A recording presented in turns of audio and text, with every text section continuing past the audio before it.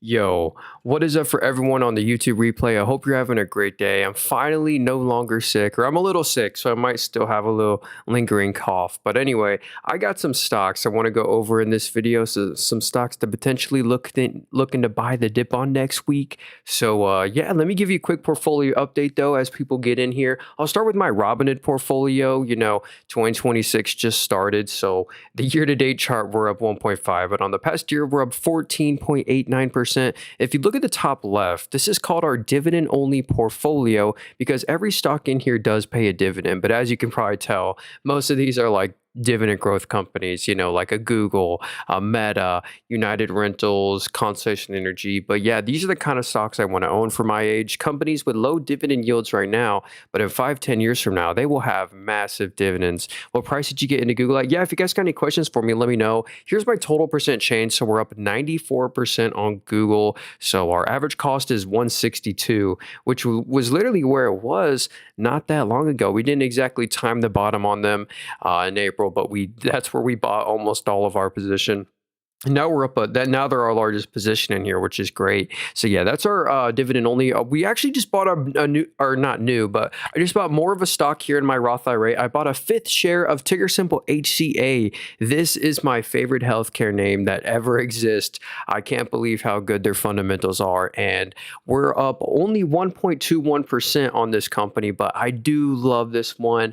I plan to even make my position bigger in them just because I have so much faith in this one. It's just such a trustworthy name to put in my Roth IRA, and I plan to add more to my Roth IRA as well this year. Oh yeah, here's 2026 and 2025. We didn't max it out completely, but we did. We can actually. The cool thing is you can still contribute to your Roth IRA all the way up till like tax season, like March. So here's our Webull portfolio. This is another one. Here's our all-time performance. We're up a 19% all-time in here. These are the stocks that we own in here by total equity. So our largest holdings are at the top. I love Futu right now. I just made a YouTube video. I did a huge deep dive on Futu. Hey, what up, Looney? What up, guys? Good to see y'all. Yeah, we're finally feeling better so I can stream again. Yeah, I've been gone for like a week, which sucks. I hate doing that, but I was just so sick. Couldn't even talk, just get a headache. But yeah, Futu is like it's like a cheaper Robinhood, a cheaper Webull, like a cheaper valuation, but with more growth, in my opinion. They had a nice day on Friday, up 8.68%. So that's one I literally plan to make my biggest position in this portfolio eventually.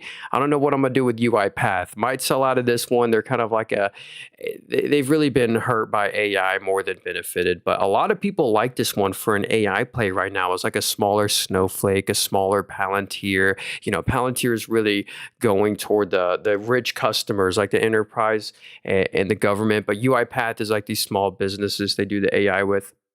But yeah, we've been bag holding that one for many years. We're down bad. But yeah, we got some other names like Disney, Reddit. I think this year, Reddit's going to go to $300. I think they're the largest market cap US name that's not in the S&P 500. They're probably going to get added into the S&P 500 this year. I really like Reddit. I mean, they're expensive, but they deserve an expensive valuation. Hey, Looney said SO Southern Company. Yeah, that's actually our newest position here in our Webull portfolio. If you're looking for a bit of a higher yielding name, this is one I really like.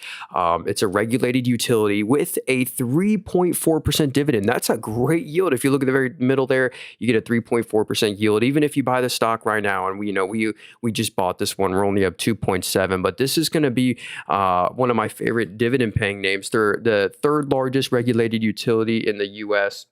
I think maybe in the world, just by market cap. They're huge. So yeah, I love that one. I think electricity is going to really benefit them specifically from the whole data center infrastructure boom, taking up all the electricity from the grids. You know what I'm talking about. But yeah, we have some other names. Progressive, they just did a special dividend. I couldn't believe it. This was really impressive. A $13.60 dividend per share. So we're going to get literally $50 in a dividend from Progressive in a minute here. Someone said, thoughts on Sprouts. Hey, what up, running? Yeah, Sprouts Farmers Market's another like really cheap grocery store. I do like this one. Hey, yeah, we've kind of been buying this one as well. I wouldn't have this one as a major size position, but I do like them because they're really cheap. If you look in the PE on the left, they trade at 15 times PE. They've had a massive downtrend. So if you're looking to maybe catch an RSI trade there, maybe that looks interesting. But I'm holding this one because the fundamentals are so strong, in my opinion. For these grocery stores, you really focus on their net margin. It's a net margin game. time, and it's very low margin. But look at how they've been growing their margins. This is what I really like. Year over year, it's all growing like 20% plus these margins, which is great.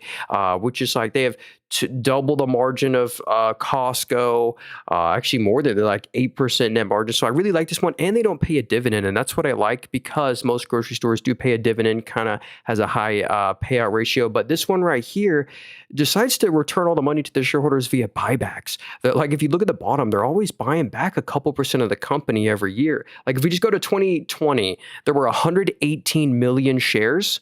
Now there's only 98 million shares. So the shares outstanding are going down, giving you more ownership in the company. So I think the risk reward is actually pretty decent, and to get in at a lower cost basis than me. But they are kind of being out innovated, like like by a Walmart and Amazon specifically, like Amazon Whole Foods, kind of like the same thing. But Amazon has an online presence where you can get your like groceries delivered to you. I think that's where Sprouts needs to like lock in. Or I don't know if they should have an online presence. Hey, what up, gent? Can we look at Astera Labs or PLAB? Yeah, absolutely. What up, Joaz? Wondering how CVX will pan out with the Venezuela news. Yeah, that was super, and that news just dropped out of nowhere. So I do wonder how that'll move oil. I do have, and yeah, we're still on my Webull portfolio. I've been slow here. So yeah, here's the rest of our Webull portfolio. We got some other names like Robinhood's been a great one. I regret every share I've ever sold to them. And one of my other higher yielding, we got SoFi and T Rowe. This one's a surprising one because they have a 4.9% dividend. See, a 5% dividend yield. And we're up also 17%, not including the dividends. We've owned this one for over a year, so you rarely see like a 5% plus yielder have such good returns. So T Rowe, they're kind of a cheap company, no debt. So let's see here. Let me go to my Moomoo portfolio. Finally, our last portfolio here. This is like our buy and never sell portfolio. If you look in the top left, that's what I call it at the top there. Because once we buy a stock in here, I legit never sell it. I try and diamond hand all these names. I don't take any profits. If I'm going to trim one share, then I sell out of the entire position. And I've just held all these same names for a really long time. Hey, what up, Slayer? Nathan, been buying the CEG on the dip? No, I haven't, but I'm guessing in the next week or two, the Constellation Energy deal to acquire Calpine is going to finalize, and that's going to send CEG stock up probably 10%, 8 to 15%. Just how the market just forgets about that news. But yeah, this will probably go up in the next week or two, probably by like 10% as the Calpine acquisition finalizes. And that acquisition, again, is instantly accretive $2 of yearly EPS, which is just unheard of. Pretty crazy. So here's my Moomoo portfolio. We've done great in here. Actually, one of our recent purchases is COKE, Coca-Cola Consolidated. We did buy another share of that company. We're kind of just building on our quantity of shares or what app you on. Yeah, hey, this app I'm on, it's in the link tree in my bio, very first link there. All the apps I'm using, they're all brokerages where you buy stocks on, link tree in my bio. This one's my favorite one, very first link there. It's free, costs nothing. So, and it's my favorite one to analyze stocks. Yeah, let's analyze some of y'all stocks. And then I have a few companies I want to get back to. Remind me, I want to look at LAD. This is a phenomenal one I think you should put on your watch list. There's some LAD. I'll get into them a little later. Cheaply valued, good yield, insane buybacks. But here's PLAB. Let's check it out, Jen. He said, I've never heard of this one, but they're if you look in the top right, they're a $1.97 billion company, and they're very cheap. If you look at the middle, actually, let me pull it up right here. Yeah, the current PE is a 14, so they're trading at 14 times net income. The forward PE is a 16, so yeah, even the forward PE is cheap. So integrated circuits. Here's kind of the annual revenue. Looks like for their fiscal 2025, 2024, it has been on a single-digit decline. What about the flat panel displays? That one's also, kind of single-digit growth right here, but that still beat expectations. If you look at this orange line here this quarter, analysts expected 204 this quarter. They did 215. So they beat on revenue. They beat by double on EPS and on EBIT. So not some one-time, well, it was a one-time adjustment to their net income. See, it says they made 78. They only really made 52. The core business did. But still, they're still profitable every quarter. Really good balance sheet. Okay, that actually takes a lot of risk off the table. I like the fact that they have a really good balance sheet, $588 million of cash and no debt, but we kind of want to see the growth come back. So I'm a little sick right now, but the revenue's down 3%. The revenue's down 3 after it fell 2. That's not really what you want to see. And the profits fell by 6, but they're still making profits every quarter. That's the good news, that they're still making like 50 mil of net income a quarter.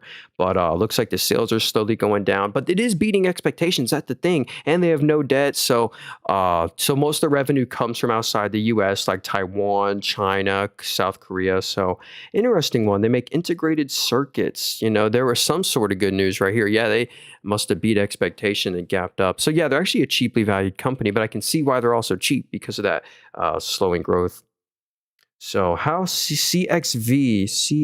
Maybe you mean CVX. I think you mean CVX. Let me know if you're talking about this one. Yeah, this is your oil and gas play, just Chevron. Boring Chevron right here. A lot of people love oil because, for times like this, whenever there's some random sort of news like this, it takes supply off the oil market, so prices of oil goes up, and maybe Chevron will be a beneficiary. And check this out, you get a 4.4% dividend. That's the main reason you love these oil companies. You're not buying this to really outperform the tech-heavy S&P 500, but you're buying this for the diversification for whenever there is that commodity inflation. And in the meantime, while you just hold this one, you get the nice yield. So in Chevron, who else owns Chevron? The main man, Warren Buffett right here. Let's see, it's 6% of his portfolio. So yeah, Chevron's a nice little oil play there. My oil play is more of an oil or a gas station play, but they're able to raise prices. Ticker symbol MUSA, Murphy USA. This has been my oil exposure currently. They're a super low yielding one, but that's what I like about them. It's oil with a really low yield. Elf and Pan Alto. Wait, do you mean Palo Alto? I love that one. Hey, Carlos, good morning. Talk about Nike. Let me go over Nike real quick. I feel bad. I don't have too much good news to say about this company. And then we'll look at Elf. I actually did completely sell out of Elf. And hey, Nike. And hey, Bashar, dude, thanks for that gift, that 2026 little thing there. I appreciate that. But yeah, I did sell out of Nike because I saw a lot of red flags. Now, this company isn't cheap. It's more expensive than all the Mag 7 ex Tesla. But if we look right here, the PE, they trade at 37 times PE, and the forward PE is a 33. So you're paying a lot for this growth, and you can kind of get this growth elsewhere in other names. So that's the one bad thing, is like, even after this massive fall, it's not like Nike's trading at 20 times PE. It's a 32, and the growth is gone. That's the sad news about Nike. If we go to the revenue grew 0.59%. That actually doesn't beat inflation. So the revenue's, single digits, but at least it's back to growth. Well, I mean, that's after it fell 7. But here's the thing. The revenue grew slightly, but the profits, the net income, fell by 31. And it wasn't some one-time adjustment. Like, the profits really did fall by 27. So the margins are being hurt. Gross margins fell by 7%. Net margins fell by 32%. So their margins are really being hurt from this tariff stuff. And they're like moving some of their production. I know the Caitlin Clark shoe is supposed to come out in a year or something, but it's a tough one to buy. And, they just sell a commodity. I know Tim Cook, the CEO of Apple, was buying Nike, but he had to, just to stay on the board or whatever. But anyway, you get a 2.5% dividend yield. The dividend is safe, but it's expensive, and it's a tough one. Amazon's kind of eating their lunch. Amazon actually has their private brand has a 13% market share for shoes and apparel. That's kind of another cool thing about Amazon. But yeah, people love, Nike was huge when people were collecting them, and right after COVID. But yeah, it's tough. I wouldn't buy Nike, actually. Okay, Elf Beauty. This one, here's another beauty name, another kind of this kind of looks like Nike, a discretionary name here. Let's see, that I love beauty product companies. Let's see, is there any kind of AI recap here? No. I know they just acquired a company. If we go to their cash from investing activities, you see this quarter, there's like a huge negative 600 mil. Yeah, this is their cash from investing activities. That means they spent $600 million buying a new asset, which is buying a new company. And that's what led to this growth right here. And this growth missed expectations. Like, they did the acquisition, but they still missed. Check this out. You can kind of just see the orange lines, what the analysts expected. They expected 265. They did 343. They missed on revenue. They missed on net income, and slight meat on EBIT, which is good. So yeah, revenue grew 14, and the profits, and this is probably acquisition related, but they had no profits. At least this is the good news. At least they're net income positive every quarter. But since they make so little net income, that's going to make the PE ratio 53 forward PE, not cheaply. This I love the beauty and cosmetics industry. You know what? I really like Ulta actually better because they're printing money here. Wow. See, look at Ulta Beauty. Ulta Beauty's at an all-time high right now. That and Elf Beauty isn't. And I this one actually makes consistent easily 200 to 300 million of after-tax net income every quarter. And I think they did a little special dividend there. But yeah, Ulta Beauty's another beauty play, but this one's at all-time highs. Elf Beauty, it's I would keep maybe the allocation small to this one because I know they have good products, but hmm, yeah, I want to see what acquisition they did more. All right, let's see here. Hey, how much profit do you usually look for on a stock before you decide to take profit? Um, sometimes I only sell a stock if I like. Well, I'll sometimes trim a stock, but I generally try not to take profits on stocks because that's been my biggest regret. Like selling and trimming, like my Robinhood and my SoFi and Dave and some of these other names. Like Robinhood, I sold 50 shares at $36 for a 3x gain, and now it's 115. And I was this whole philosophy. That's the whole reason I made this portfolio right here. It's called our buy never sell portfolio because I let my winners win in this portfolio specifically. So that's why this portfolio is like an experiment where we're not able to take any profits. And that's really what I want to do. The only when you want to take profits is really just when you want to sell out of the company and start or slowly lose faith. You slowly dollar cost average out of the name. Like one stock I used to own in here was Nike, but I completely sold out of Nike because I felt it wasn't right for me. What brokerage firm? Oh yeah, hey, if you want to get this brokerage I'm on right now, it's in the link tree in my bio. Very first link there. My favorite broker, a broker called Moomoo. It is an affiliate link, so if you go and deposit $100, we'll both get some free stocks. But yeah, my favorite one. Nathan, why do you like CEG over GEV? CEG has better assets. They're kind of a little different, but they're both good. They both usually move the same because from the PJM auction prices, they both usually every time the auctions are higher, they both rally like crazy. But yeah, CEG is my personal pick. This is your main nuclear play. There is no close second. GEV is not even in this industry, really. But CEG owns the most nuclear reactors out of any stock that exists. They own over 33% of all the U.S.'s nuclear reactors, largest pure play. So I chose CEG. But GEV is kind of benefiting from these like gasoline turbines, but GEV is expensive. Yeah, 56 forward PE on that one. But they're both good. They're both good way to get exposure. But yeah, I like CEG more. What's your number one buy never sell stock? That would be Comfort Systems right here. Obviously you wouldn't buy it now. I mean, even if you bought it now, it's not crazy expensive. 33 forward PE. Same with all the here's why I wouldn't take profits on this name, even if I wasn't specifically buying and never selling. Like Powell Industries right here and Comfort Systems 33 forward PE. That's kind of fair. Powell Industries is at a 23 PE and literally over $40 of their stock is their net cash on hand. So a lot of these names are really cheap. Amphenol stock, I've actually been buying more of this one. Even though I'm up like crazy, I don't mind raising my cost basis on some of these names. All right. Um, let's see here. Caitlin Clark is getting a Nike shoe deal. Basketball or golf? I'm not, probably basketball. Yeah. What do you think of NEE? Yeah, NEE, I like Southern Company more. This one it's kind of been flat for a couple years, same price that it was in 2021, but this is a great regulated utility where you just get a safe dividend, very safe dividend yield here. If you go to the yield, you get a 2.8% dividend yield, safe payout ratio. They raise the dividend every year. This is the company that owns Florida Power and Light, where it's like the whole state of Florida, they basically own as the whole utility for the whole state. So yeah. And if we go to the bottom line, they had a little one-time adjustment this quarter right here. They're easily making like $2 billion or $1.5 to $2 billion of net income every single quarter. Then they have a 50% payout ratio, safe dividend. So yeah, another way, I love this whole industry. The best way, in my opinion, if you don't know which utility to pick, is Constellation Energy, Southern Company, NEE. check out ticker symbol VPU. This ETF, I kid you not, and just how regulated utilities work because the government guarantees them usually a return like 3%, even if they don't get it. These regulated utilities just always return like 7% of your money back every year. 2% to 3% dividends, and then 3%, 4% stock price appreciation every year. And this chart right here doesn't even include the dividends at this pace. So yeah, I like VPU. Its largest holding is NextEra Energy, and then it's Constellation Energy, then it's Southern Company, or Duke Energy, then Southern Company. So it's market cap weighted. And I do own Southern Company as well. It has a bit of a higher yield than NextEra Energy and might even have more growth in my opinion. You get a 3.4% dividend yield with this one. I actually just bought this one.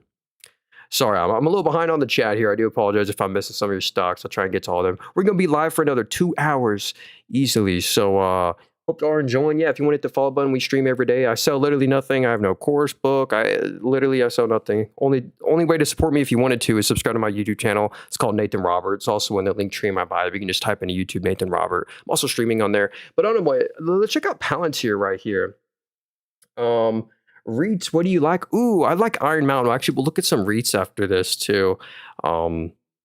Okay, what app is this? Yeah, hey, if you want to get this app, it's in the link tree in my bio, or I'm not sure what app. These are all brokerages, rebuy stocks on. They're all in the link tree in my bio. The one I'm on right now is the very first link there. It's my favorite one. They're all affiliate links. So here's Palantir. This is a great data company. It'd be like companies can actually have use for their data, and Palantir is great. And most of the revenue, 53% of it, comes from the government. And check out the government contract revenue growth. This is what's crazy. It's up 55%, after it grew 33, after it grew 12. Like the growth rate is growing for Palantir. Like this is what justifies an insane multiple. Like Palantir is ridiculously expensive, 220 times next year's net income, super expensive. But with growth metrics like this, they certainly deserve a high multiple. And it's not just their government revenue, but their commercial side as well. Like with other S&P 500 companies, the commercial revenue grew 73%, after grew 26, after grew 10. So that's phenomenal growth on both sides. Like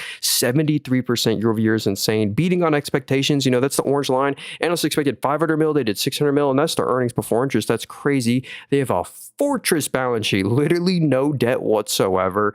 And how much cash do they got? $6.5 billion of cash, earning interest, printing net income every quarter, hits a new record every quarter. So yeah, this one certainly deserves high multiple. I'd actually love to own Palantir, but at a way cheaper price, because even after this dip, it's still ridiculously expensive. But they are the stock that deserves a high multiple, and I always wanted to get into that one. So yeah, for REITs, I like Iron Mountain, IRM. This one's kind of cheap right now. This is a data center REIT. If you like exposure to like senior housing care, what was it like?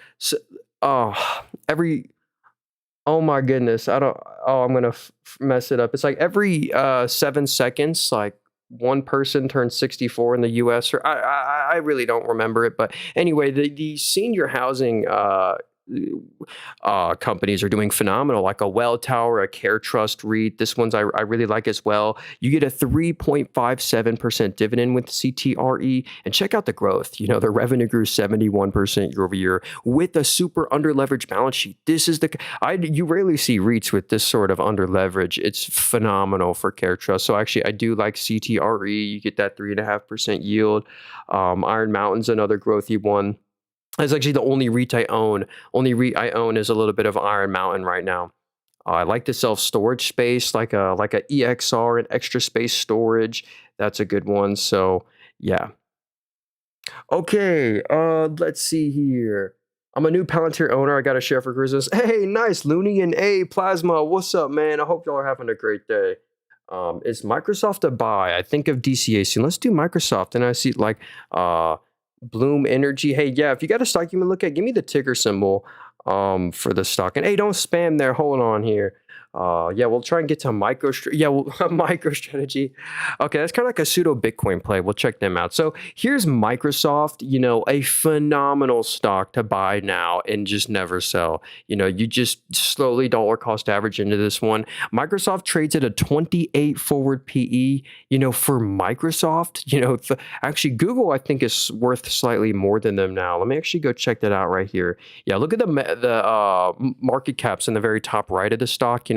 Nvidia's worth 4.59, then Apple's worth 4, and Google's worth 3.8. So Google's worth 3.8 trillion, Microsoft's at 3.5, Amazon's 2.4. Oh, hey, look at that. Broadcom just passed Meta. Okay, but yeah, Microsoft, AI toolkit of the future with a 28 forward PE. That's very fair. Every company uses Microsoft in one way or another. We can see right here their main business, like their software. They really went from selling a lot of hardware to software, high margin software.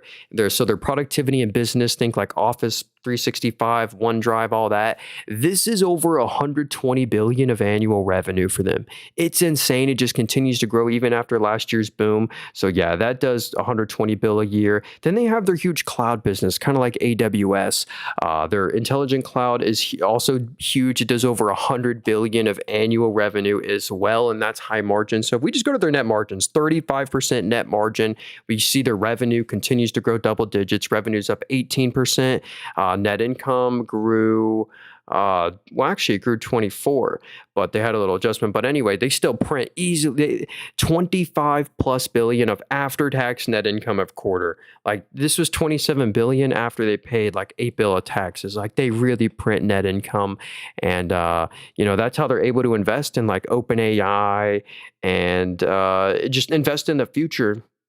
And just invest in AI. Yeah, if we go to the cash from investing activities, yeah, they spent 35 bill this quarter on investments. So that's a lot of money. That's more than their net income. So anyway, they can afford it though. And you get a dividend of 0.7% dividend. You get a dividend raise every year faster than inflation.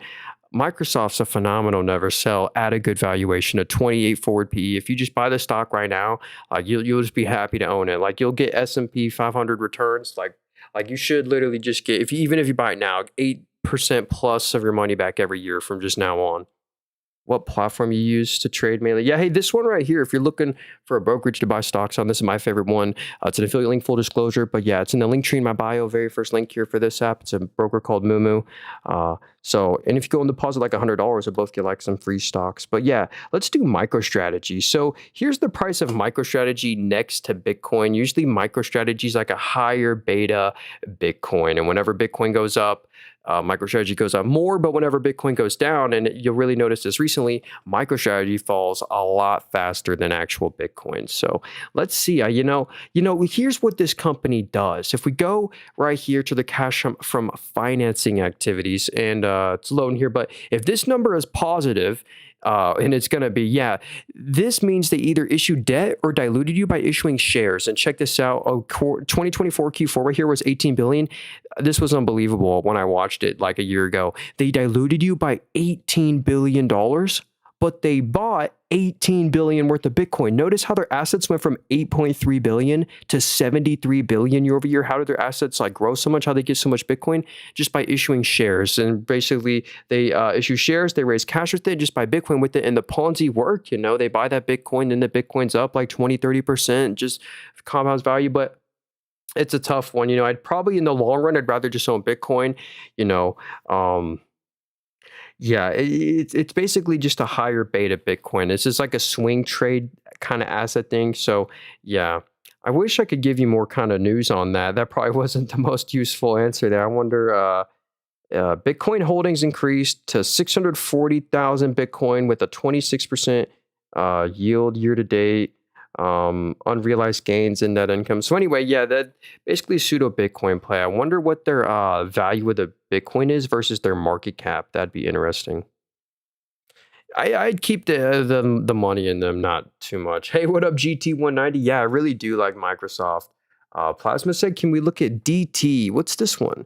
Dynatrace. Let's check it out. Oh, hey, what up, Pudgy? Remind me to get to Interactive Brokers. I do love that one. And Coinbase. I want to get to, we'll look at Coinbase next. I saw that one a few times. And BE, we'll get to, what up, Shane? Remind me to get to BE.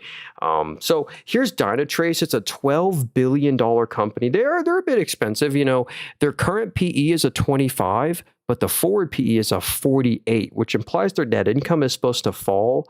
I wonder, did they have like a one-time? No, I don't know. So here's their EPS right here. or expectations. So the revenue's up and to the right.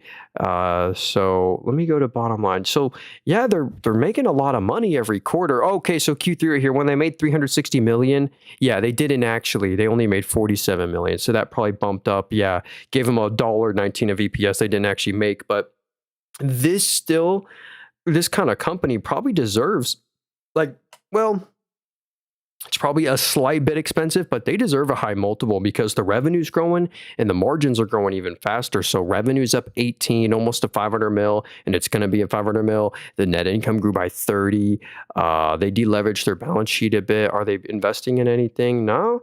They're not like buying companies either to get this growth, which is good. So it's all organic growth, 18% revenue growth after 18, after 22, making net income. So what's their margins here? So yeah, gross margin of 81% and they're netting around 11% right now. So pretty good.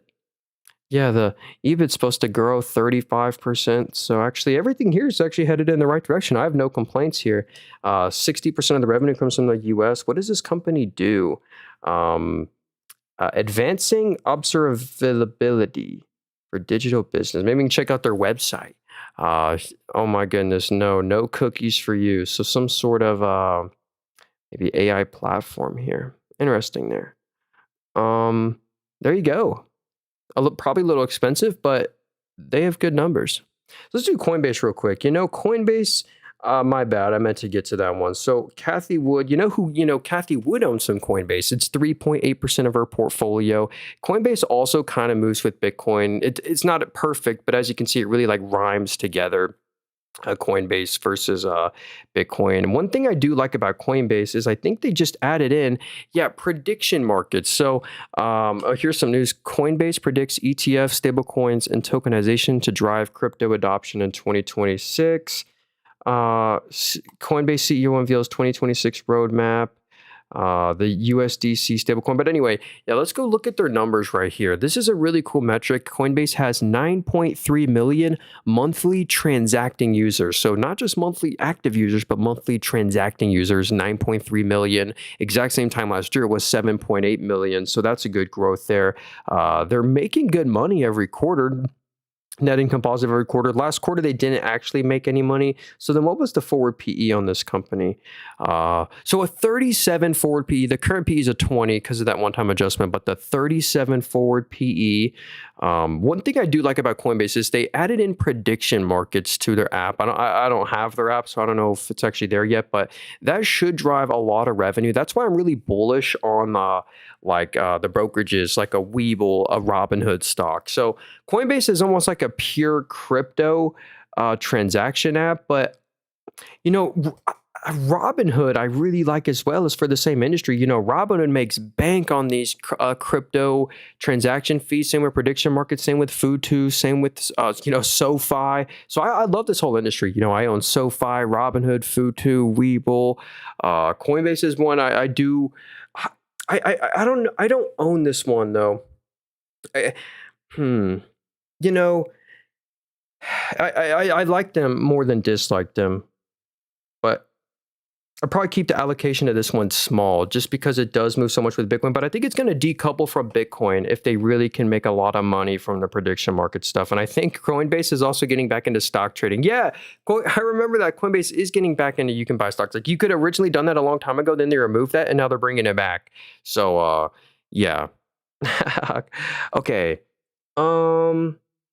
Hey, what up, Juan? He says CALM stock is at 52-week lows. Interesting. This is, in my opinion, a good stock to potentially buy the dip on. I do own this one. I am down on my position here in my portfolio. We're down, 4%. But yeah, 52-week lows. This is your pure chicken egg commodity play. And hey, what's up, Nick? Yeah, hey, Chevron. We looked at them. We'll look at them again. I really like Chevron. So Calmain right here, this is a really high yielding play. They have a 10% dividend yield right here, and they change their dividend every quarter based off how much they make. Like it was $1.37, then $2.35, then $3.50. I was there when I got that $3.50 dividend. That was an instant 3.5% return on my money. But yeah, what I love about this stock It's just how safe of a play it is. If you look in the top right, the market cap, this whole company is worth 3.81 billion. So remember that the whole company is worth 3.8 billion.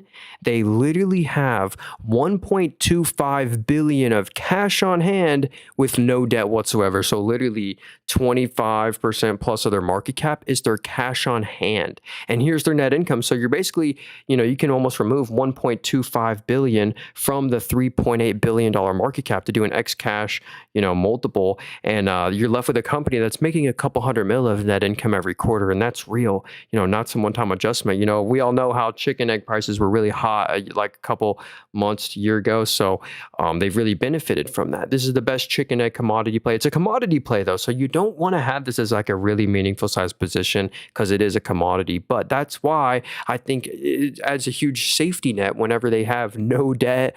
25% of the market cap is their cash on hand, and the PE's low, and you just have it as a small position, and the nice dividend. You get the great 10% dividend, and the dividend changes every quarter. But yeah, Calm's a nice one.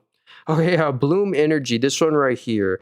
Let's check it out right here. So yeah, this stock has had a massive appreciation. It went from like $10 to $100 today. So probably just electricity demand. Let's see if we can find anything interesting about this one. So yeah, look at this quarter specifically. Whoa, look at that. So the orange line is what the analyst expected them to report on earnings. They expected 428 million of revenue, and they reported 520 mil of revenue. So that was a big beat on revenue.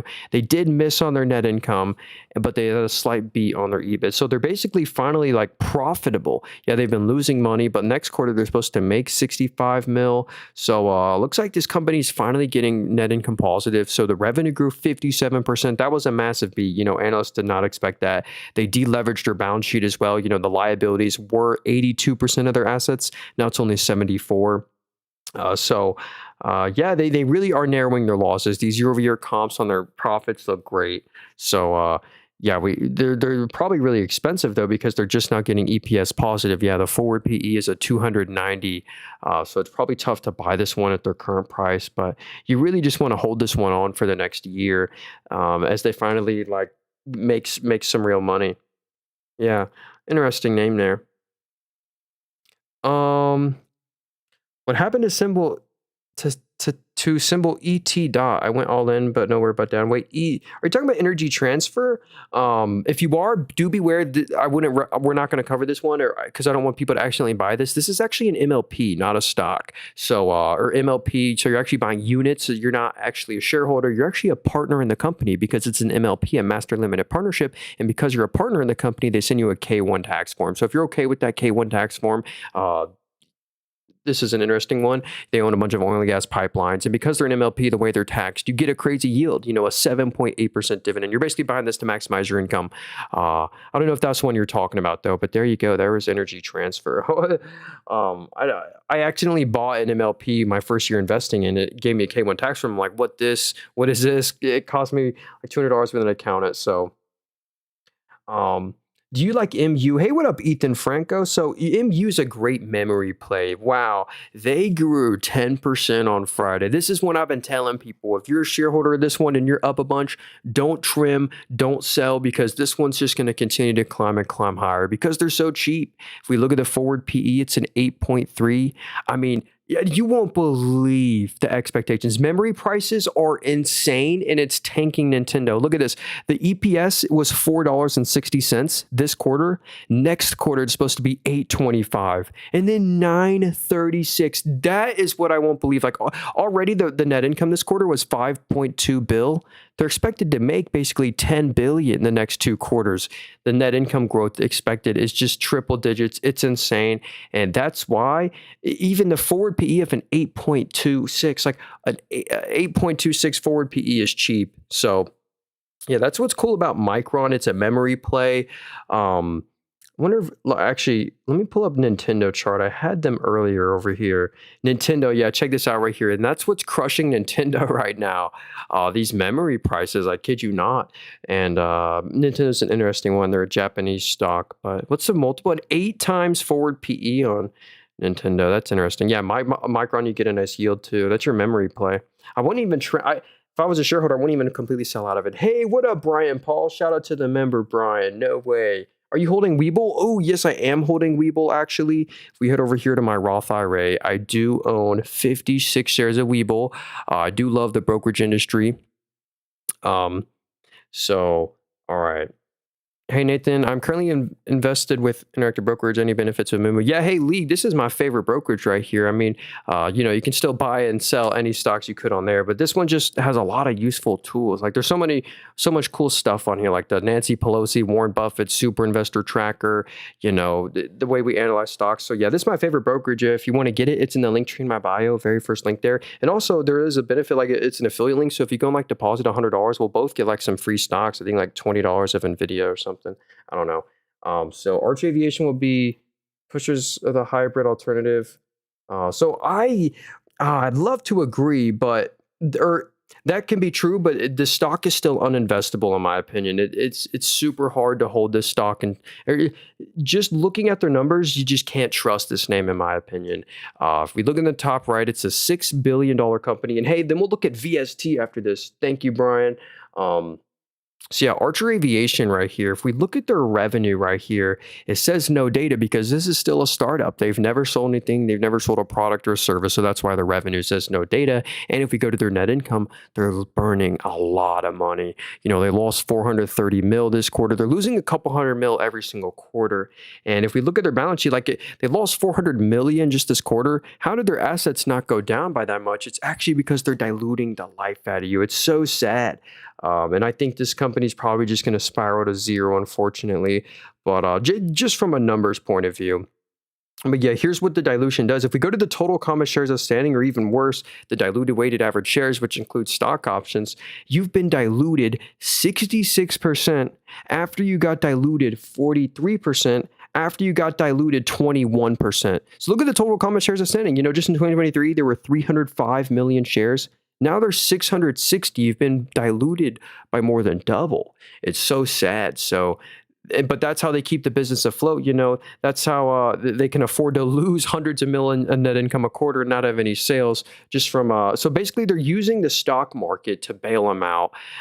It's not a good sign. I wouldn't trust that one, sadly. Hey, I put them on my Magnificent 7 list. Oh, here's also, I want to go over this one later. This is LAD, one of my favorite stocks I'm potentially looking to buy next week. 9.5 PE. So we just saw that other company, they dilute you by a massive amount. Well, this company right here actually buys back the shares like crazy. They bought back 6% of the company after they bought back 3%, after they bought back 7%. So this company's doing massive share buybacks. LAD, they do a dividend too. I really like that one. They're actually a car dealership company. They're acquiring like a high quality car dealerships. They acquire like one a week or something. Because I know someone there. But anyway, here's Vistra Energy. This is this is your second purest play for nuclear. The number one nuclear play is CEG. Then Vistra Energy would be a second place. Let's see. Revenue fell due to reduced retail electricity margins.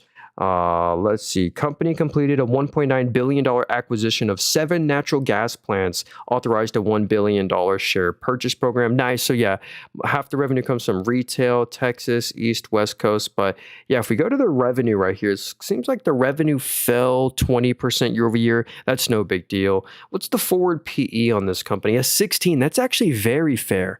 A 16.6 forward PE on Vistra Energy. So maybe they've been having, wow, the EPS, it says they lost 93 cents that quarter. I'm guessing they didn't. But the EPS is going to go to 240 and then 120. So they're going to be making $1 to $2.50 of EPS every quarter. So it's actually not too shabby. So yeah, they probably didn't actually lose money that quarter. They did the acquisition. So yeah, this one they own like 5 nuclear reactors, I believe. And they've really been just benefiting from the high price of electricity. So yeah, 16 forward PE is very fair. You get a 0.5% yield, safe payout ratio, 12% payout. It's almost very similar to CEG. Very similar. Cheap valuation, cheap forward PE. Hey, Eric, what's up, man? Yeah, we're finally back. I'm not sick anymore, so that's good. Should I stop the NVDY nonsense and sell it? NVDY. Yeah, so that's a covered call ETF. You basically buy this to maximize your income, and it just sells calls on NVIDIA what's the yield on this one? Dividend, yeah, 77% dividend, but the payouts go down every year just from how the math works. But yeah, you're not going to outperform Nvidia or the S&P with the CTF, but you buy to maximize your income. Yeah, if you don't need, yeah, I usually don't like those. I would try and get out of it. Um, okay. Sorry, I am behind here. Do you know an app where you can buy metals? Well, you can buy like the metals ETF, like gold is IAU or IAUM. I think they have like the commodities on here too, markets. I actually wonder if we can check that out actually. I forgot how to do a lot of this stuff on here. Um, they got everything on here. Wonder if we can check. Oh yeah, here's the commodities. Yeah, you can check out all the commodities. Oil, how's oil doing? Yeah, soybean. Okay. Anyway, let's get back to this. Um, been a painful 9 months. PGY is my largest holding. PGY. Let's check it out. PGY. Um, let's see. Pagaya Technologies. And can we look at STM? STEM Cotronic. Yeah, hey, remind me to get to STM. I want to get to this one. So, did you hear Powell looking to buy a company for 75 million? Is that true, MC? I did not hear about that. That'd be great news if that was true. I'd love for them to do an acquisition. So here's Pagaya Technologies. They're a small company. They're worth 1.79 billion, but look at that forward PE. They're trading at 13 times next year's net income. Now that's something to be interested in. What's the EPS going to do? So yeah, the revenue's up 36 after grew 23. Revenue's up 36, and they just now got EPS positive. Yeah. So for the past 3 quarters, they made a bunch of net income, made EPS, and next quarter they're supposed to make 34 cents. That'll be a record net income. So yeah, basically this negative $250 million net income quarter is crushing their current PE, it's like negative 330, but now it's going to be literally a forward PE of a 13. That's actually a very fair valuation. If they're actually going to be making money, like back here, they probably deserve to be doing really bad. If you lose 250 million as a $1.6 billion company, you just lost 20% of the whole market cap, basically. And when you include these other quarters, yeah, they were losing literally 20% of the entire company plus a year. But now they're going to be making, a 13 forward PE. So I don't know what this company is. Engages in development of AI and data networks.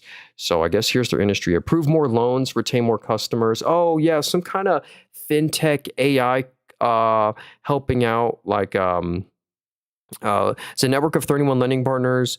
You integrate your origination system with our network and API. You approve more customers. So it basically just helps other companies, other businesses. So interesting name there. Cheap forward PE there of a 13. That's real interesting. Let me check out Powell really quickly. I did not see the news of them trying to buy a company for 75 mil. But that'd be great. I love, because they have no debt. They have this company literally has no debt at all and 475 mil of cash, just earning interest right now, not doing nothing. So that'd be cool. Okay. Happy New Year. Hey, you too, Jim. You too. Happy New Year. What was y'all's New Year's resolutions? Probably to invest more. I want to try and max out my Roth IRA. So what's this one? Nicole said, is KKR, is that good? Or let's see.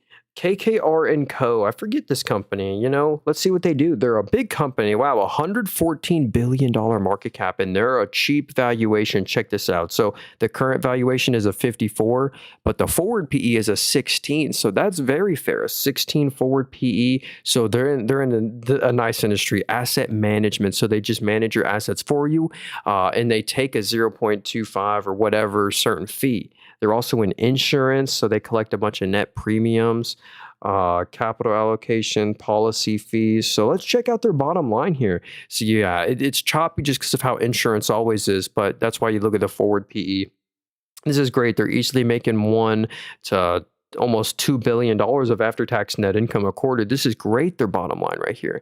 And the dividend, you get a 0.56% dividend yield. They raise the dividend every year, safe payout ratio. So I really like this 16 forward PE, and that's why I actually wouldn't trim or sell out of this one. Kind of reminds me of like a progressive stock. Yeah, that's a cheap valuation, 114 bill market cap, nice yield as well. So yeah, there you go. Yeah, the EPS is supposed to just, yeah, $4.45. So, yeah, cheap valuation. I like them. Um, why don't you have Taiwan Semi or ASML in the long term? Yo, those I would love to own Taiwan Semiconductor. I just never got around to it. That's a great one. That's gap forward 18 and just this 8. Oh, hey, nice. Ooh, I really like this name right here. Yo, this is a part of software I love. It's cybersecurity. This is a great cybersecurity name, in my opinion. They're relatively cheap for the industry. And I'm a believer, as AI gets better, hackers will utilize it and get better at hacking. And, cybersecurity, the need for it will just always be here. So this is Fortinet right here. What's the multiple? A 31 forward PE. This is the kind of stock that deserves a 31 forward PE. Check this out. Actually, they deserve a higher multiple in my opinion. But they're a subscription model company. So if you go to their security subscription right here, this is what you want to see. If you're just going to buy and hold a stock forever, growth stock, you want one with these sort of fundamentals. The DNA, this has the DNA of a multi-bagger, I think. So yeah, their security subscription, it did slow a little bit. That's why the stock did fall on earnings, but still grew 12% year over year. Then they have their product revenue, which is also grew 18 to a record. Technical support, like these year-over-year comps just look phenomenal. And if we go to their bottom line, this is incredible. They made 473 mil of after-tax net income, after they paid, 100 mil of taxes. And actually, it says the net income fell 12% year over year. It didn't actually, because they had a one-time adjustment this exact same time last year, making it a tough comp. The core business, the operating profit actually grew 16% year over year. It was great. So, yeah, actually, I do like this one, 31 forward PE. I wonder if they're doing any acquisitions. Probably not. But anyway, I just really like cybersecurity, and Fortinet seems like a safe play. And maybe they'll pay a dividend one day. But yeah, I like them because they're making easily 400 or 500 mil of after-tax net income a quarter, and then you can just do a lot with that net income every quarter. What do you think about the price of oil? Yeah, I wonder what's going to happen with that.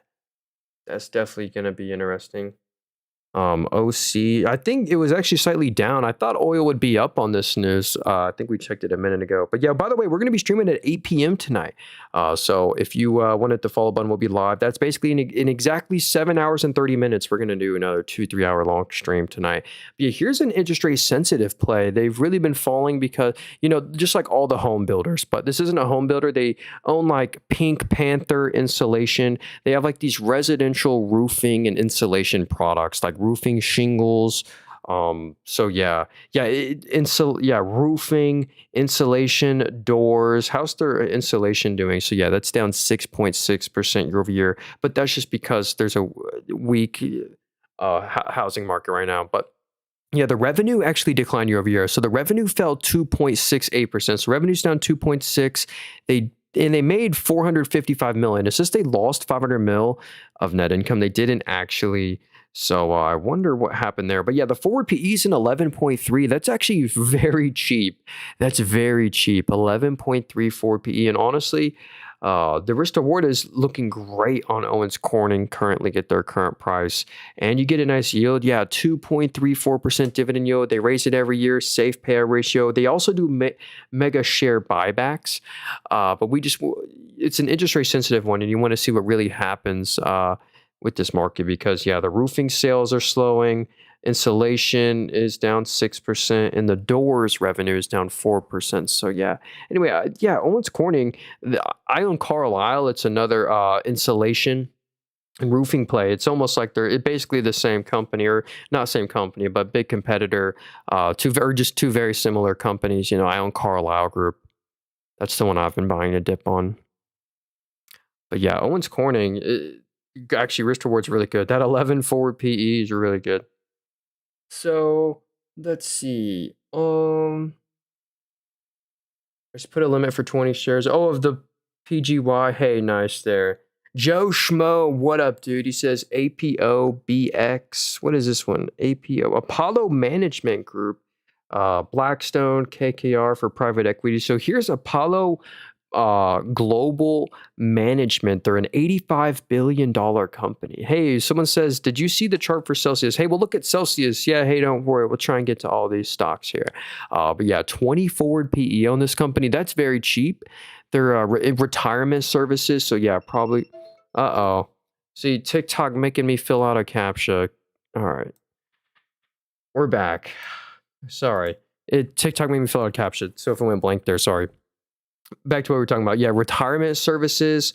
So probably people trying to retire, they keep their assets with them and they take maybe an AUM fee, premium product charges, asset management adjustments. Yeah, so private equity. Let's see right here. Let's go to their net income down here. Yeah, this is incredible. Their bottom line. They're easily making 1 to 2. If you average it out, like 1.5 to 2 billion of net income every single quarter.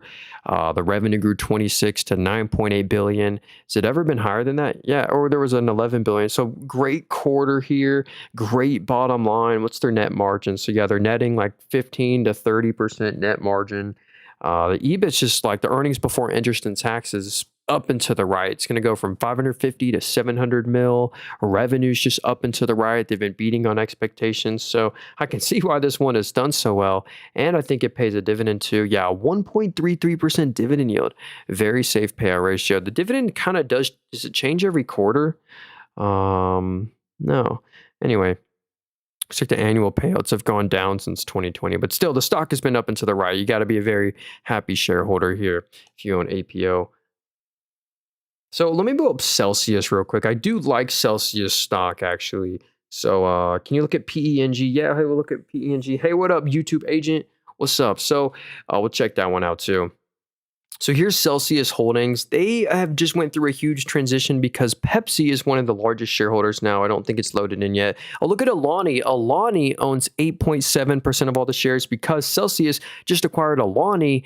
And another thing, they acquired Rockstar Beverage and like another brand as well from Pepsi. So Pepsi decided to take like 8% stake into Celsius. And for that stake, they gave them Rockstar Beverage and the exclusive like distribution, like bottling rights, and it's going to really lower their costs. So if we look right here, here's the good news. Number one line here says revenue growth was fueled by acquisitions of Alani and Rockstar Energy, but the just Celsius brand, the only Celsius grew 44% organically, which was crazy. And if we look right here, the second line, profitability declined. There was a one-time $250 million distributor termination cost linked with transitioning Alani to PepsiCo's network. So check this out. Celsius expanded its U.S. energy drink market share to 20.8%. So a 20% market share. So I guess all the energy drinks in the U.S. sold, 20% of them are Celsius and Alani or them. Yeah, that's what led to this triple-digit growth. Revenue grew 173% year over year. And again, they wouldn't have lost $61 million. You know, the core business made $166 million, but they had the $250 million one-time charge going to Pepsi. Anyway, this is a good stock. You know, a 33.9 forward PE is a little expensive, though. That's a little pricey. But if I was a shareholder, I wouldn't be worried. I would just be diamond handing this one. You know, they're the smaller Monster Beverage. And look at Monster Beverage. They have monster returns. They just don't go down. This one's saying that there's a bullish continuation triangle on Monster. The rise probability is a 94% chance if you like technicals. But anyway, Monster and Celsius, I do like. Celsius might be a slight bit expensive at a 33 forward PE, but they deserve it. They really do. Actually, also on Coca-Cola Consolidated, this is the bottler for Monster and Coca-Cola. Check that out. I actually just bought another share of them on Friday. Okay, let's see here. PENG. What is Ping? Penguin Solutions. Let's check it out here. Sadly, the stock has not done too well. The stock is the same price that it was in 2018. So you bought the stock like 8 years ago. It's the same price that it is today. But what are they doing? Advanced computing, integrated memory. Hey, are the memory prices going to help them out? I don't know. Looks like that business grew 37% year over year. Optimized LEDs. They're selling LEDs and advanced computing. Well, it looks like they did miss on expectations this quarter. The analysts expected 342. They did 338, which isn't a huge miss. They beat on net income and they beat on EBIT. So let's see. Yeah, for the past 4 quarters, they are making net income. So that's good news. They are at least making money every quarter. What was the market cap again? A $1 billion company, 24 forward PE. Okay, so that's good. 24 times forward PE. Yeah, if they hit these EPS numbers. So basically, for the rest of the time, they're going to be profitable, which is good.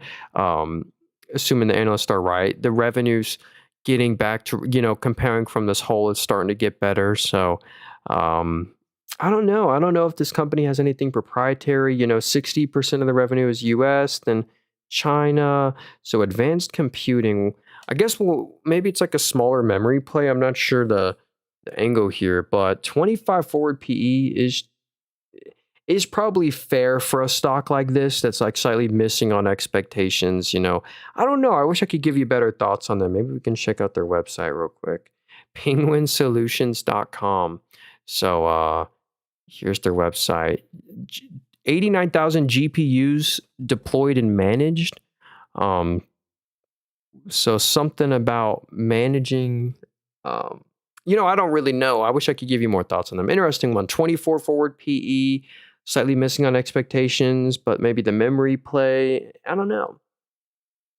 What's your number one buy never sell stock right now? Well, for the future, that's tough. My favorite one has just been Comfort Systems, but I like Coca-Cola I like all these, all of them. It's so tough. Amazon right now. Amazon's a good deal right now. Amazon and Microsoft. Those are two great ones that you can just trust money in. Same with like McDonald's right now. I'm actually gonna buy a share of McDonald's next week. Hey, what up, two Katrinas? What's up? Um, let's see. Okay, YouTube agent. Which one should we look at here? He says TTMI. What's up? So, this one's on my watch list actually. Let's check this one out. We rate my portfolio 80% in the Mag 7 without Tesla and Apple, 10% Bitcoin, 10% data center. Hey, that's great, man. For your age, that's the appropriate thing to be, and that's actually a great portfolio. No complaints there. Yeah, maybe buy an ETF like a S&P 500. But yeah, that you're in the right assets. So, you're in tech, which is good. So here's TTM Technologies, 34 forward PE. Look at the stock appreciation the past year. So maybe it's another memory play, kind of like a Micron, a 34 forward PE. Let's see what they do. So commercial and aerospace and defense. Ooh, so let's check that one out. The commercial revenue, let's see how that's growing. And hey, Wassinator, what's up, man? We'll check out UPS. So the commercial revenue is up 24% year over year. Their aerospace and defense grew 20% year over year. So some sort of aerospace and defense play. 50% of the revenue comes from the US only. So yeah, revenue's up 22, and they're finally net income positive, or they're always been net income positive, but the profits have finally exploded. Yeah, 53 mil of after-tax net income after they paid like 15 mil of taxes. So yeah, 53 mil, revenue grew 22, after grew 7, after it fell 15. So the growth is finally back. That's great news. Did that beat expectations? Yeah, look at that. The past 3 quarters specifically, the orange line's what the analysts expect. Every quarter they beat on expectations like massive. Beat on revenue, beat on EPS. They expected 39 cents. They did 50. And they beat on EBIT. So it was a triple beat quarter. That's great news. So yeah, everything here's headed in the right direction. Aerospace and defense name.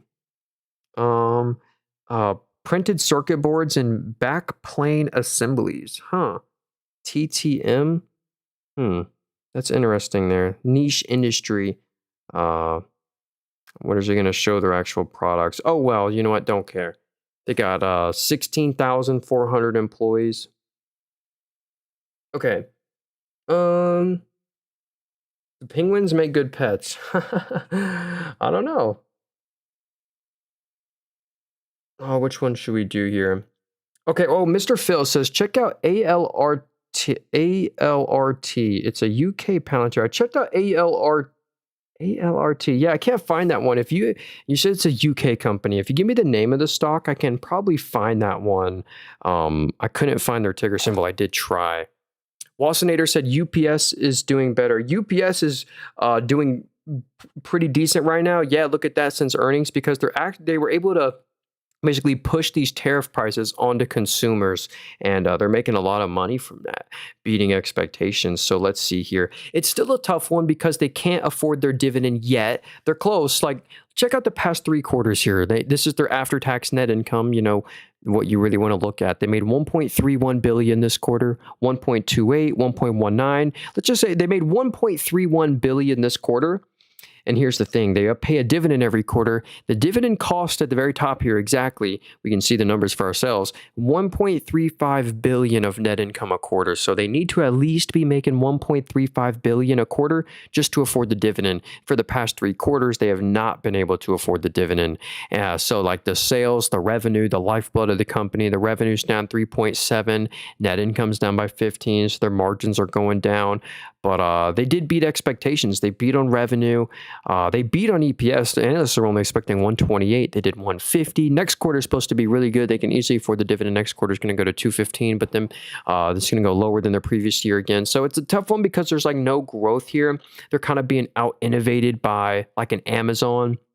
So yeah, you kind of buy this for the income. You get a 6.5% dividend, but I wouldn't really trust that dividend too much. Just it's tough. They're probably gonna have to cut it next year. They'll probably do that, and it'll be a good thing. They'll probably cut the dividend next year, and then that won't be a problem at all. But yeah, UPS right there.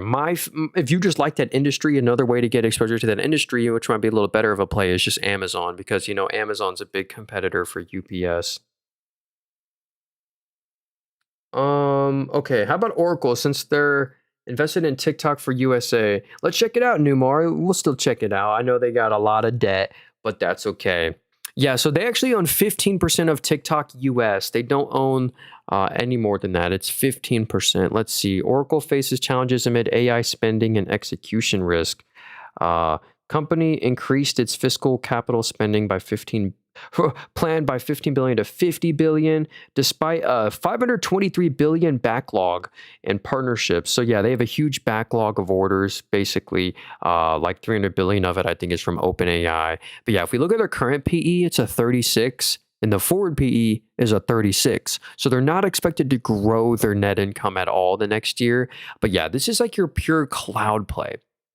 Amazon has AWS, that's the #1 market share. Then Google Cloud at #2 market share. Or actually, no, Microsoft Azure Cloud is #2, then Google Cloud, and then it's Oracle. Oracle has like the 4th largest market share. My way to get exposure to cloud is just via AWS and Google. Microsoft's a great one as well. This was just more of a pure play. We can see the revenue is supposed to go to 19 bill in 2 quarters. They had a one-time adjustment to their net income this quarter, so they didn't actually make 6.14 billion. They made around like 3.5 billion. So yeah, they're making 3 billion net income a quarter, but they have a lot of debt to pay. If we go to their total long-term debt, and it just got even higher. Whoa, long-term debt of 99.9 billion plus 8 billion of current debt plus more. But basically, they have to spend a lot of money to get a lot of money, and they're in a rough spot right now. And they pay a dividend too. So that's the thing. If we go to their net income, you see how they're making 3 bill in net income a quarter. For some reason, a company that needs to be spending a lot on AI pays a lot in dividends. The dividend cost 1.44 billion of net income a quarter. So I don't like that, basically half their net income right now is, or a little less than that, is getting going straight to the dividend. So they're retaining a lot less net income, which then they can't. So it's not like they're making 3 bill in net income a quarter that they could just instantly pay off debt, but now they have a dividend. So it's a tough one. So, and they're not super cheap. Amazon's cheaper. A 29 forward PE, and AWS is the #1 cloud provider. So Amazon's like a pure play. And since Oracle couldn't fulfill OpenAI's backlog, OpenAI is going to Amazon right now and deals with AWS. So, all right. Okay, but Oracle's interesting though. Sadly, I'd probably rather own Google. Actually, I'd rather own Microsoft or Amazon right now. Microsoft or Amazon are bad. Yo, Don, yes sir, we're finally back. Yo, I've been super sick with the flu the past week plus, so I haven't been streaming, but we're finally back. Jim said SoFi. We haven't looked at SoFi yet. Heck yeah, we got to look at SoFi, one of my favorite fintechs names. I do own them. Can we compare or look at CrowdStrike and PanW? Yo, we got to look at Palo Alto Networks after this. I forgot about that one. That's a great one. You guys should look at SMH. Yo, remind me to get to SMH. I want to check out that. Defense Holdings PLC. Oh, I forgot. Yo, Mr. Phillips, type that in chat again. Defense Holding. We'll try and find that one. That was that UK stock, I think. But here's SoFi Technologies. I do own that one. I barely own any shares of this one left. I regret every share I've ever sold of SoFi, but we're up massive on them. We're up 4x on our the little shares we have left. But this is the kind of stock that deserves to be doing this well. Like they've had all this massive stock price appreciation and they deserve it because what other company could pull this off? If we go to their financial services right here, this is so impressive. The revenue grew 76% year over year. After grew 101, after grew 222, after grew 260. So they are growing their financial services massively in a way no analyst expected. We can see the analyst expectations. That's down here. That's the orange line. They expected 895. They did 950. Every quarter, massive beat on revenue, massive beat on EPS and on EBIT. So it's not some one-time adjustment. So they really are triple beating on every expectation every quarter. They're basically going to be at $1 billion of revenue next quarter. They're making 100 mil in net income every quarter. So that's why I really think people are taking SoFi serious. And it's probably tough to buy here, at a 47 forward PE, but they certainly deserve a high PE like that, forward PE, because they just have such impressive growth. And I'm a shareholder. Bro, which app are you using? Yeah, hey, if you want to get this app, it's actually a brokerage. My favorite one. It's in the link tree in my bio. That very first link there. It is an affiliate link. So if you go and deposit $100, you'll both get some free stocks. But yeah, free brokerage. And a lot of people like it for the idle cash. If you look at the middle of my screen, they give you a 3.35% APY on your idle cash, and just has a lot of the best analysis tools. I think if you're, you can buy a stock on any app. By the way, all these apps, all these brokerages where you buy stocks, and they're all in the link tree in my bio. But this is my favorite one because it's free, cost nothing, and the analysis tools that they have that no other one has. Okay, let's see. I'm finishing up Mecca and English degree right now. Oh, hey, nice. Phoenix, Arizona is booming. Taiwan Semi and into fabs there. We have a lot of a business. Yeah, hey. Hey, what up, Jay Shelton? Yeah, Happy New Year, man. Hope you're having a great day.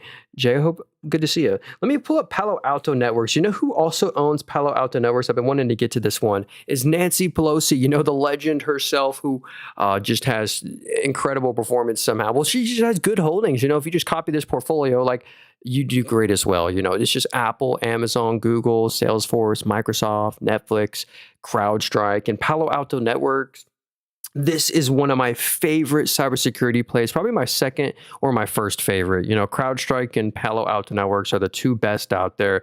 And, over half of the S&P 500 are customers of them. They're expensive, but this is the part of software that's not getting hurt by AI. Like if we look at Salesforce or Adobe, they're all being hurt by AI. So yeah, if we look at Palo Alto Networks, the forward PE is an 84. So it is a little expensive, but check this out. If we go to their subscription revenue, this is the best part here. Their cybersecurity subscription revenue. It's all reoccurring revenue. It just hits a new record every year, every single quarter, their subscription revenue. So that's great news on Palo Alto Networks, and their net income positive every quarter. They're easily making, 300 mil plus of after-tax net income every quarter. And they were doing some acquisitions. It's no longer on the news here, but I believe they're acquiring CyberArk and some other cybersecurity name, which is great news. So anyway, probably number one cybersecurity play here. They're expensive, but they should be expensive. The revenue is going to go from 2.28 to 2.6 billion. So incredible. This one's always going to trade expensive, but you want to try and get this one, when it feels cheap, because it'll probably never get to a reasonable valuation. That's the thing. Same with CrowdStrike. They're just they're really expensive, but they deserve it because they're that quality. And so, and the clarity for the industry, cybersecurity is just great. Lots of good information on Moomoo, but the push notifications. Yeah, hey, you can just mute those. Yeah, I don't have notifications on. Yeah, hey, if you want to get the brokerage, link tree in my bio, very first link there, broker called Moomoo. Just type it into Google. If you want to use my affiliate link tree in my bio, first link there. Okay, so let's see. And by the way, if you missed anything, I'm also streaming on YouTube. You can rewind it on the YouTube stream. Okay, defense. Let me type in defense holdings. Yeah, dang it. I wish I could find that one for you. Defense Holdings. Yeah, I did try, but we couldn't find it. So Inno said bull stock. Let's do bull real quick. So BULL, that's Webull. I do also own this company. I'm a user of their platform as well. Here's my Webull portfolio. We're up 19% all time in there. Let me show you my Webull position. It's a stock you want to own, but it's a super small size position. They're my smallest holding. And here we got 56 shares. We're down 7.65% on Webull. But I'm so bullish on Webull as a platform because Webull just added in prediction markets, crypto, and like a subscription service that you can pay for. I don't do any of those. I don't do crypto prediction markets or pay for their subscription, but that's, the average probably Webull person will, and that's what's going to make them a lot of money. And they just added this stuff in because whenever you go to a prediction market contract, they keep 2% versus like whenever you buy and sell a stock, they keep like 0.1 or 0.01%. I think 0.1. But anyway, it's a way higher commission, way higher margin contract. If a customer does a prediction market contract, they make a boatload of money. And that's what sent Robinhood stock to the moon. All the prediction market stuff people are doing on Robinhood. And now Coinbase is getting into it. Webull's copying Robinhood. So yeah. And they're a growthy name. If we go to their it's like the picks and shovels play. I'd rather own like a brokerage than like a actual crypto right now. The revenue grew 55%. Last quarter was 46%. They beat expectations as well. They expected 137. They did 156. So anyway, I'm just more bullish on Webull than the analysts are because I've used Webull for years and I've seen what they've been doing, and I'm just more bullish than they are. Hey, what up, Mitchell? Hey, Nathan, Happy New Year. Good to see you live again in 2026. Yes, sir. We're going to have a lot of streams this year. Appreciate that. Someone said, Advanced Game Boy said, ICHR stock. How does it look to you? So let's check it out. They are on my watch list, so there must have been something I liked on this company. They're a very small market cap, so do beware. Yeah, the whole company is worth $701 million. So that's a small market cap, $701 million.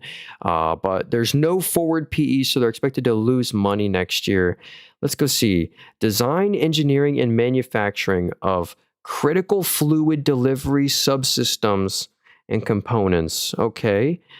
They did beat on expectations. They expected 235. They did 239, but they are missing like crazy on their net income down here. Yeah, look at this. So they aren't making any money right now. That's why the forward PE doesn't exist. They have a good balance sheet though.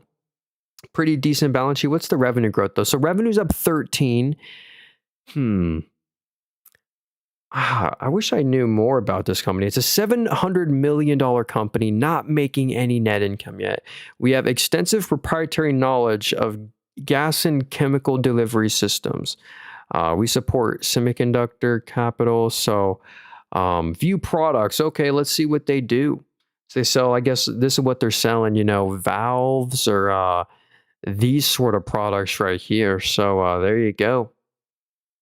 Yeah, $700 million market cap. We really want to see them get net income positive. I like how they're beating on revenue slightly every quarter, and they have a decent balance sheet. So anyway, they're on my watch list. I wonder why I put them on my watch list. I can't remember. Do beware, 42% of the revenue basically comes from China. Then the US is 32, other, and then Europe. So there's ICHR. Hopefully that was somewhat helpful there.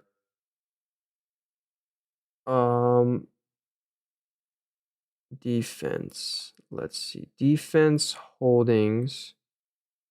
We couldn't find it. Defense Holdings. Yeah, hey, sorry, yo, if you got another stock you want me to look at, let me know there, Mr. Phil. I do apologize. Yeah, Palo Alto is better than CrowdStrike because of the net income. Yeah, CrowdStrike is still seeing payouts from their lawsuits from the outage. AMD versus Intel. That's a good question there. I do own AMD. Full disclosure, I got 11 shares of AMD. We're up 80% on them. They're my largest holding in here. They're expensive. They're actually double or if not triple more expensive than NVIDIA right now. They're at a 65 forward PE. I wouldn't buy AMD at this price, with like new money. I wouldn't really allocate new money into AMD right now. They're Their GPU market share did go down a bit. It got taken over by NVIDIA. But yeah, it's a huge data center play. The data center revenue has led to all the growth here. They had a record revenue this quarter.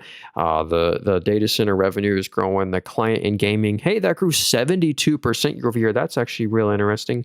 Data center grew 22. So they beat expectations. Analysts expected 8.75. They did 9.25. That was a big beat on revenue, beat on EPS, beat on earnings before interest. So it was a triple beat quarter. Plus they had the OpenAI deal.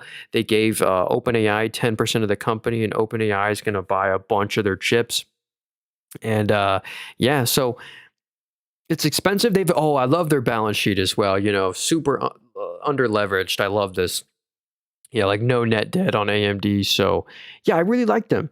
But the valuation today probably wouldn't pay for it. Um, Any reason you like AMD over Nvidia? Obviously, market cap. But yeah, that was another reason. It's if we look at AMD, they're worth 363 billion. For you to double your money, they have to be worth 600 billion. But yeah, if we pull up like an Nvidia right here, if we go to the Nvidia market cap, Nvidia's worth 4.6 trillion. So for you to double your money, they have to be worth over $9 trillion.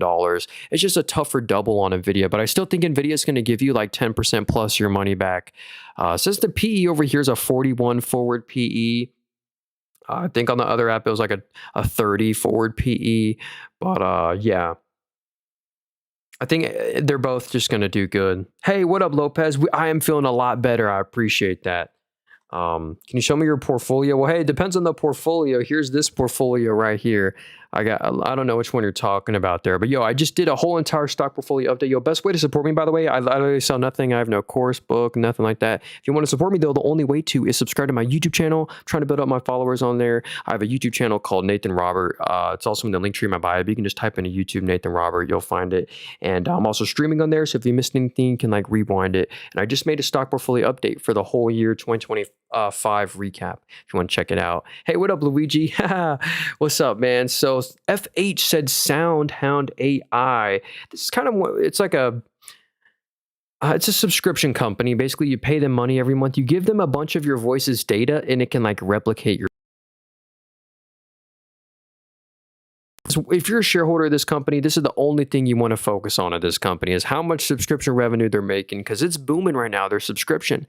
The revenue grew 78% after it grew 3,000%. So basically, the subscription revenue was a huge nothing burger like 2 years ago. They were making no revenue. They were making $400K a quarter. But now in the most recent quarter, they made 33 million. At this growth rate, what's it going to be the same time next year? And it's all reoccurring. So they've been beating on expectations. They're still losing a lot of money every quarter. That's the bad news, why it's tough to trust anything meaningful in this name, because they're losing 50 mil a quarter. But as long as they keep up this top line growth, that's what you want to see. NVIDIA did fully sell out of this name. NVIDIA no longer owns any shares here.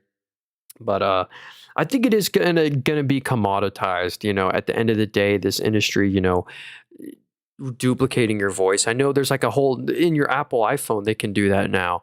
It literally takes 15 minutes. It's a cool thing I learned. But yeah, even the phone. So anyway, it's like I'd be careful with that one. MIH stock. Okay, what's up? I meant to get to that one, Mr. No Name. This is Van Eck Moody's Analytics corporate bond. Oh, corporate bond ETF. So let's see what it holds. Yeah, AT&T bonds, basically corporate companies like a lot of S&P 500 companies, Citigroup, Verizon, AT&T. They got debt and bonds, and basically this company just owns a lot of them. So you're buying this, I guess, for the income right here. Yeah, you get a 4.8% dividend yield. You're basically buying the debt these companies pay. So yeah, there you go. 4.8% dividend yield. There's also there's a lot of bond ETFs like BND. I think is just like the total bond market ETF. I think this owns like just everything. Yeah, U.S. Treasuries, corporates, junk. Okay. How do you really know if you should buy a company and how much money to put in each one as a percentage? Well, that's the thing, it's how much conviction you have in the company and how much money you trust in them. So that's the reason why I put like $4,000 in Comfort Systems, but I only put in like a Webull stock, I only put like, $400. It's just my conviction. I'm really bullish on Webull. I think it's a double of a stock, but I don't have that much conviction. So I only put like $500 into it. But like the super safe names, like an HCA Healthcare, like my dividend portfolio right here, I have a lot of money in these names because I trust them the most. Like 5,000 in McDonald's, 5,000 in CEG, 6,000 in Google, a lot in Meta. Like I have them this way because it's basically how much I trust in them. And the names. I like. There's still names I want exposure to. Like I want exposure to Webull, but you can't have these as like meaningful size positions. Like same with like Reddit. You get like I think they're easily going to $300 this year and going to get into the S&P 500, but you just can't have it as a meaningful size position. Like with Callmain too, this commodity type stock, but you still want exposure to them. Ooh, can we? What up, Marcus? He said, can we look at Amazon? Yeah, let's do Amazon. And actually, I wanted to check out this ETF really quickly. Yeah, so if you don't know what semiconductor play to buy, speaking back to this ETF, like if you're like, I don't know whether if I should buy Nvidia or Taiwan Semi because they make the chips for Nvidia or Micron for the memory, you could buy the just ticker symbol SMH ETF. Micron's now the fourth largest holding in here. But yeah, basically get you exposure to all the different semiconductor names in an ETF. It's a more diversified way, and it's not like you're missing out on any returns. This thing has done phenomenal for an ETF. So yeah, and this app is telling me, what is this right here? There's a bullish continuation triangle. The rise probability is a 90% chance according to that. But anyway, yeah, that's a great ETF right there. If you don't know what semiconductor play, just gives you exposure to all of them. Safest way. So let's pull up Amazon right here. Amazon, they're almost a semi play with their TPUs. Amazon, I literally call this an ETF in one. They have so many businesses. It's so impressive. I think you used to break it down. Let me see if I can do that right here. Or was it 2023 Q1? It doesn't matter. Dang, did they really remove that? It doesn't even matter. But anyway, Amazon, subscription play, with Amazon Prime, the online stores. The AWS is huge. Just their Amazon Web Services specifically, 2025 Q3, 33 billion of revenue just this quarter. They have the number one market share for cloud. It's over 100 billion of annual revenue for them. They're a grocery store play. It's like a UPS, a Walmart, an Oracle, all in one. An AI play. And here's their net income right here. That's the best part, the margin expansion here. If you look at their net income, they made 22 billion net income after they made 15 billion, after they made 9 billion, after they made no money. So basically, like in 2022, this stock was a tough buy. Like this is the net income you were looking at. They were making no money. It looked really choppy. But now this company's making great consistent net income, like 20 billion plus a net income every quarter. The net margins now over double. They have double digit margins, 10% plus every quarter. Like Amazon has really gotten profitable. They're deleveraging, investing a lot into AI. That's the best part about Amazon. The fact that they don't do dividends and they don't do share buybacks, they don't do that because they invest so much in the future. You don't want Amazon as your competition. Yeah, they're an advertising play. They own Twitch, streaming service, I guess. But yeah, they're spending right now like literally 30 billion a quarter investing in the future drone play. So that's just one you want to have exposure to. I used to own other stocks and I'm like, dang, Amazon's competition for them. And I'm like, let me just own Amazon. And they're cheap right now too. Even right now, a 29 forward PE, it's really cheap. What's your YouTube name? Hey, my YouTube channel is called Nathan Robert. It's also in the link tree in my bio. You can just type into YouTube Nathan Robert. You'll find it. I'm also streaming on there. Hey, no way. ABC123 said, I just subscribed to your YouTube channel as well. Dude, thank you so much. I really, really do appreciate that. I'm actually going to give you a follow on TikTok for that. And watch out. I never follow anyone, so please watch out. I'll never follow you or DM you. Watch out for people impersonating me because I literally sell nothing. I have no course book. What's up? I don't coach. Literally nothing. Only thing I have is that YouTube channel. So, okay, ONDS, can this 3x in 12 months? Oh, I'm a little behind here. I do apologize. Are you still adding to Webull? I actually did buy 2 shares of Webull last week. I'm allocating just a slight bit more. Amazon stock has performed 14% under the index in 2025. Not attracting investors. Hey, yeah, Amazon has kind of underperformed, but when we judge them just off the fundamentals, Amazon's a great one to own. So here's Ondas Holdings. There is no forward PE here. What is this company again? Ondas Autonomous Systems. Well, look at the growth here. That's probably why investors are happy.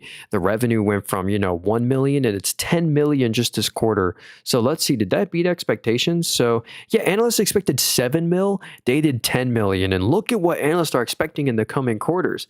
17 million next quarter and then 25 million in 2 quarters. If you kind of annualize that, 25 million, that's 100 million of annual revenue. So I can see why there's been so much hype around this name. There's just a lot of future growth expected. If I was a shareholder here, you wouldn't have it as a meaningful size position, but I would still hold this one for the next 6 months plus. I would just hold shares of this one to see what happens as they beat expectations. And as long as they keep on beating on that top line, they'll probably just continue to go higher. So yeah, 4.1 bill market cap on 100 mil of revenue. So it is expensive here, but it's probably being priced in right now. That future growth is being priced in right now. But I'd still hold this one to see what they report, and they just fortify their balance sheet. So hopefully that was somewhat helpful there. Some kind of autonomous driving company. Hey, Looney, what's up, man? Good to see you on the TikTok stream. Hey, Luffy, good to see you, man. He says, I've been subscribed. I appreciate that. Okay. Would you rather own individual stocks or an ETF? An ETF, this is basically, here's the thing. Most retail investors, and not just retail investors, but hedge funds cannot outperform the S&P 500's 8 to 10% CAGR. I mean, it's really hard to beat this ETF. So if you can't beat it, you got to own some. Even if you should have this as the backbone of your portfolio. But if you can't, just have it as 10% of your portfolio. If you have a financial advisor, they will not oppose to that. That is really the best thing to do because most investors can't actually beat it. QQQM is another good one. Actually, I didn't realize this. QQQ just lowered their expense ratio fee. QQQ versus QQQM only has like a 0.05% difference now. But QQQ just lowered their expense ratio fee. I'm shocked they did that. So it was in December, like December 15th they did. Ooh, okay. Remind me to get to Arista Networks. Yo, Plasma, remind me Arista Networks. I want to look at Futu really quickly. Good to see you, Looney. I actually just made a YouTube video about the stock. If you want a super in-depth analysis, literally my most recent YouTube video, the last stock I cover, I go over like 5 stocks. The last one I cover is FUTU.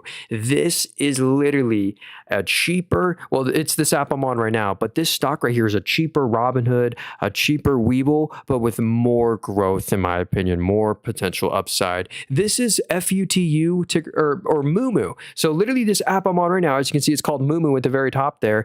And then the ticker is called Moomoo right here. So it's literally this app I'm on right now, publicly traded, and they print money. They did 822 mil of revenue. This is so crazy. The revenue grew 86% year over year. Robinhood type growth. Revenue's up 86, and the net income is up by 143. So that means they're growing net margins. Whenever the net income's growing faster than revenue, that means expanding margins. They have a 50% net margin, up from 38. I couldn't believe it. So a 50% net margin, these brokerages make a lot of money on interest income, which takes it's super high margin, I don't know what I'm trying to say there. Low cost to run. Like literally you just collect interest income that grew 79%. Like if you look right here, actually in the middle of my screen, they give me a 3.35% APY in my idle cash, literally for free, and everyone for free, but they earn like a 4% APY on your idle cash, and they just pocket the difference, give you 3.35% of it. So they make a lot of money that way. And from brokerage commissions right here, that also is growing massively, 90% year over year. And their other income is growing triple digits. Everything here is growing like crazy. Their users are up from 24 to 28 million. So yeah, this is a great stock in my opinion. A 14.7 forward PE. They sometimes do a yearly special dividend. They didn't do one this year, but that's probably because the stock has done so good. So anyway, Futu, or this average I'm on right now, Moomoo, is a great stock to buy. And if you just want to get the platform I'm on too, I use the platform and I own the stock. You can use my affiliate link in the link tree in my bio, very first link there, if you want to get this app I'm on, Moomoo, where you get the nice 3.35% APY on your idle cash. And it's just great to analyze stocks on. Okay, so SIDU, please. Let's check out that one. SIDU. So Sidus Space. I haven't heard of this one before, but what up, Rod the Great? So They're a small company. They're only worth 235 million, but there was some sort of good news because the stock has rallied up the past 2 weeks and the volume too. Okay, wait, let's check this out actually. Sea gains another 30% as fellow space stocks um, rally as well. So, stock has been hitting the stratosphere on multiple positive developments, such as a U.S. government contract worth up to 151 billion to work on missile defense. So maybe they got some part of a government contract deal. I don't know. Yeah, right now this looks really bad. If we look right here, the revenue is nothing. No revenue, 1 million a quarter, losing 6 mil a quarter. But maybe there's some future growth. I'd be super, super careful with this one. Extremely small market cap, probably high chance of bankruptcy. You want to probably swing trade that one. Probably not the best aerospace and defense play. Frost said EXOR. Let's check out that one. EXOR. I typed in EXOR, Frost. I could not find that one. I did check for you though. If you have maybe it's a different ticker symbol. Celeray, what up, dude? He said ended up full porting GRR. Hey, nice. I know that's like a data center stock, I think. I don't know. Demons says a DEX stock. Hey, let's check this one out. Let's see. Walmart. Hey, what up, Callie? We'll look at Walmart too. So here's Deckers Outdoors. I think this is a shoe company. I believe they own UGG and Hoka. Right, I think. Let me check here. So yeah, look at this. If you like those UGG boots, look at the year-over-year growth rate on the UGG revenue in the middle here, year-over-year. This is phenomenal. So UGG brand is growing, and how about the Hoka brand? Yeah, that one's growing too. If you look at look at it on an annual basis. That's insane. From 2024 to 2025, basically the Hoka brand doubled after it already grew massively. So Hoka's growing. Let's check out UGG. Look at UGG as well. Something happened from 2024 to 2025. That brand just blew up. So that's impressive. So if we go to their bottom line, they're easily making a couple $100 million of net income every quarter, easily. Yeah, and that's after they're paying taxes every quarter. So that's phenomenal. They're printing net income. So what's the forward PE? A 16.87. It's probably a better buy than Nike. Like if I was going to buy Nike on the dip or Deckers Outdoor, I'd probably buy Deckers Outdoor. It's actually half the valuation of Nike. Nike's at like a 37 forward PE. They're at a 16, and Nike removed all their ties from these mall retailers like Foot Locker, and now all these other brands like Decker Outdoors put all their shoes in there to fill the space, and they've just been doing great. So, yeah, there you go. What app is this? Oh, yeah, if you want to get this app I'm on, by the way, it's in the link tree in my bio, very first link there. This is a brokerage where you buy stocks on. My favorite one. It's an affiliate link. It's broker called Moomoo. It's in the link tree in my bio, very first link there. If you go and like deposit $100, we'll both get like some free stocks there. Yeah. Let's see. I'm so behind here. I do apologize. Joe said AVAV. This Aero Environment, this is an interesting one here. They are on my watch list. Let's check this one out real quick. Actually, do we get any like AI breakdown? No, we don't. So yeah, whoa, wait, this is a different stock than I thought. Autonomous Systems. That grew 60% year over year. Did they just acquire a company? So yeah, if we look down here at the cash from investing activities, the past 2 quarters, basically they bought a company for $1 billion. That's why their assets, that's why their balance sheet just shifted so massively. So they just bought a company basically for $1 billion. That might be the space. I believe it was the space cyber business, directed energy weapon kind of business. So they're in autonomous systems as well. Interesting there. Ukraine's a bit of their sales. Maybe it's a NATO play. They're expensive, 164 PE, but yeah, the revenue expectations, whoa, it's going to go from 275 to 585 mil of revenue. So lots of growth expected. Yeah, EPS is going to be $1.19. Well, actually, that'll be the same as it was the same time last year. Anyway, I want to see what will happen with their acquisition. Maybe the acquisition is artificially hurting their current net income. Which safe dividend stock would you recommend? Ooh, so I actually have a good list of these. If you look at the top, it's called our good high yielders. Ooh, Procter & Gamble, I think is a really good deal right now. Procter & Gamble, you get a good yield here, a 2.91% dividend yield. They own so many billion-dollar brands, Procter and Gamble, this kind of shows more of the economy. It touches the consumer more than like an Nvidia does. But they own so many great brands, like and stuff we use, like Gillette, Old Spice, Tide, Huggies, and I don't know, just a bunch of different products. But then there's just a bunch of other names, like all these, like a Coca-Cola.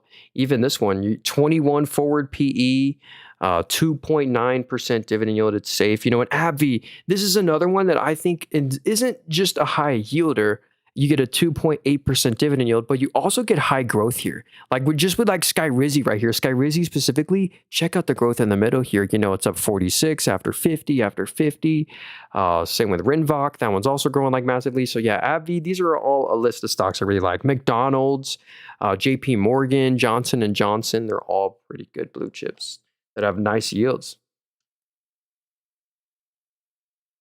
Um, Safe dividend stock, SCHD. So yeah, and Coca-Cola. Yeah, Coca-Cola is a nice one. Yeah, SCHD is kind of a dividend ETF right here. Yeah, so if we go to its top holdings, it's a lot of those higher yielding names like a Merck, a ConocoPhillips, a Lockheed Martin, a Chevron, Verizon, and there's AbbVie. I love AbbVie.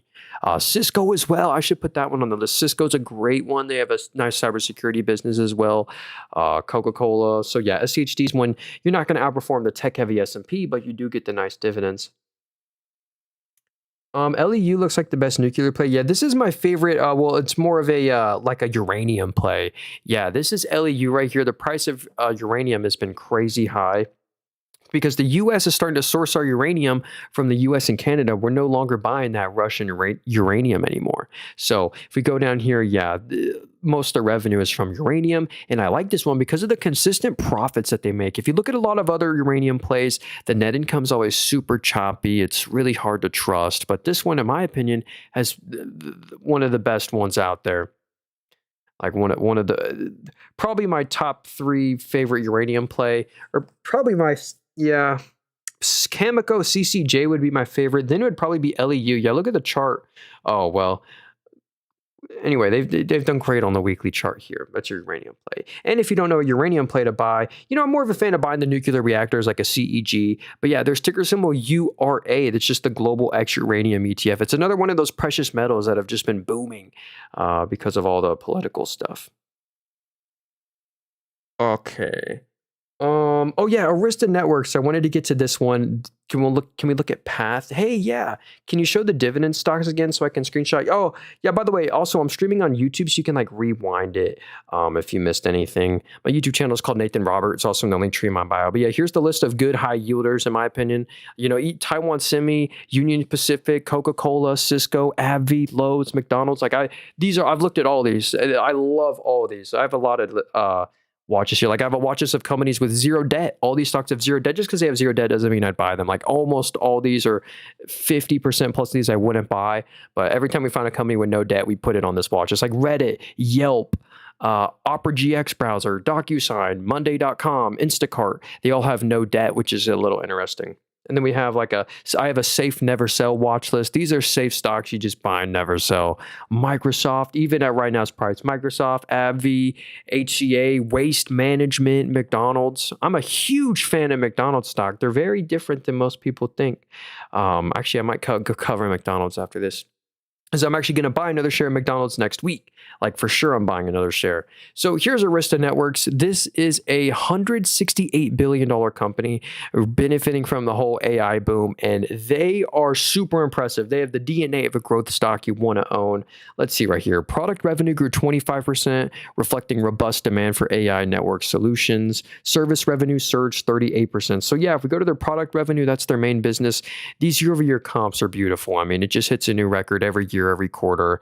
And I guess same with their service revenue, that's growing even faster, up 38%. But they're not just growing their top line, they're not just growing their revenue, they're growing their bottom line. Check out this. This is their net income, after-tax net income. They made $850 million this quarter. That's after they paid 120 million of taxes. Or actually a little more than that. They're literally making 800 plus million of after-tax net income a quarter. And at this growth rate, what's it going to be the same time next year? So you basically have a company that's making $1 billion in net income a quarter. Really good balance sheet. What about the free cash flow? Yeah, that's what FCF stands for, free cash flow. Easily $1 billion of free cash flow as well.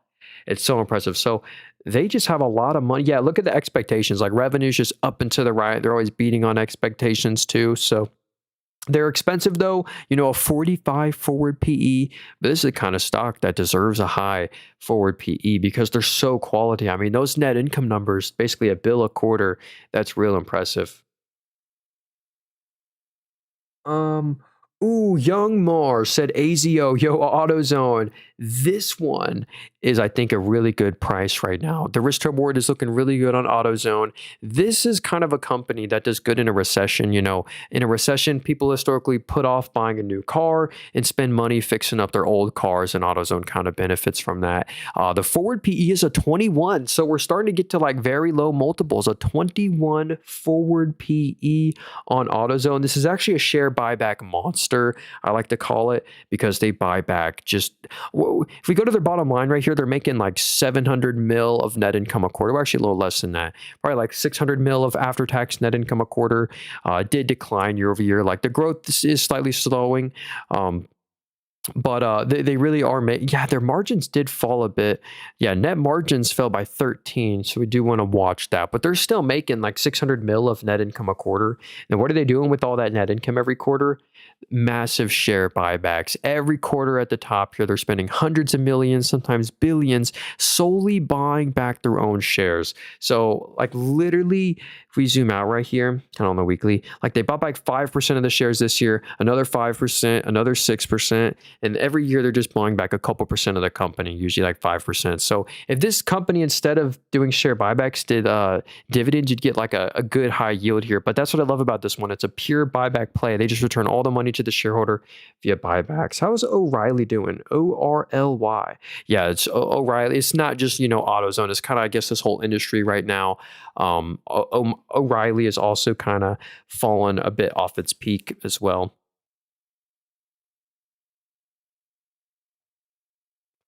Sorry. There we go. Okay. We're back. Sorry if it lagged there for a second. So yeah, O'Reilly, I do really like that one, and AutoZone.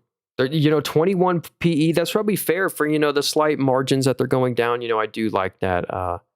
Just subscribe to your YouTube channel. Thank you for your service. Hey, aloha. Thanks so much. I really do appreciate that. Thanks for subscribing. That's the best way to support me if you wanted to. I'm just trying to build up my viewers on YouTube. And another really cool thing about AutoZone, I want to show you the total common shares outstanding. Yeah, look at this. Like if we go to 2021, there were 24 million shares. So there were 24 million. Now there's only 17 million shares. The shares outstanding have plummeted on AutoZone. So yeah, that's kind of what I was talking about. Every time they buy back their own shares, it gives you more ownership in the company. Makes the PE ratio go down, makes the EPS go up. So pretty cool.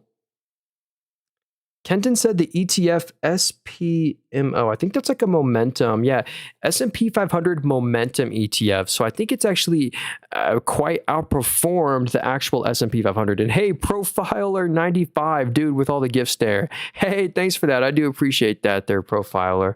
I hope you're having a good day. Oh, hey, well, check out Xping. Hey, what up, Swerve? Sorry if I'm a little behind here. Yeah. Steven said ALMU and XPEV. We'll get to all these. Don't worry. So, hi, Nathan, your YouTube video aren't in date order.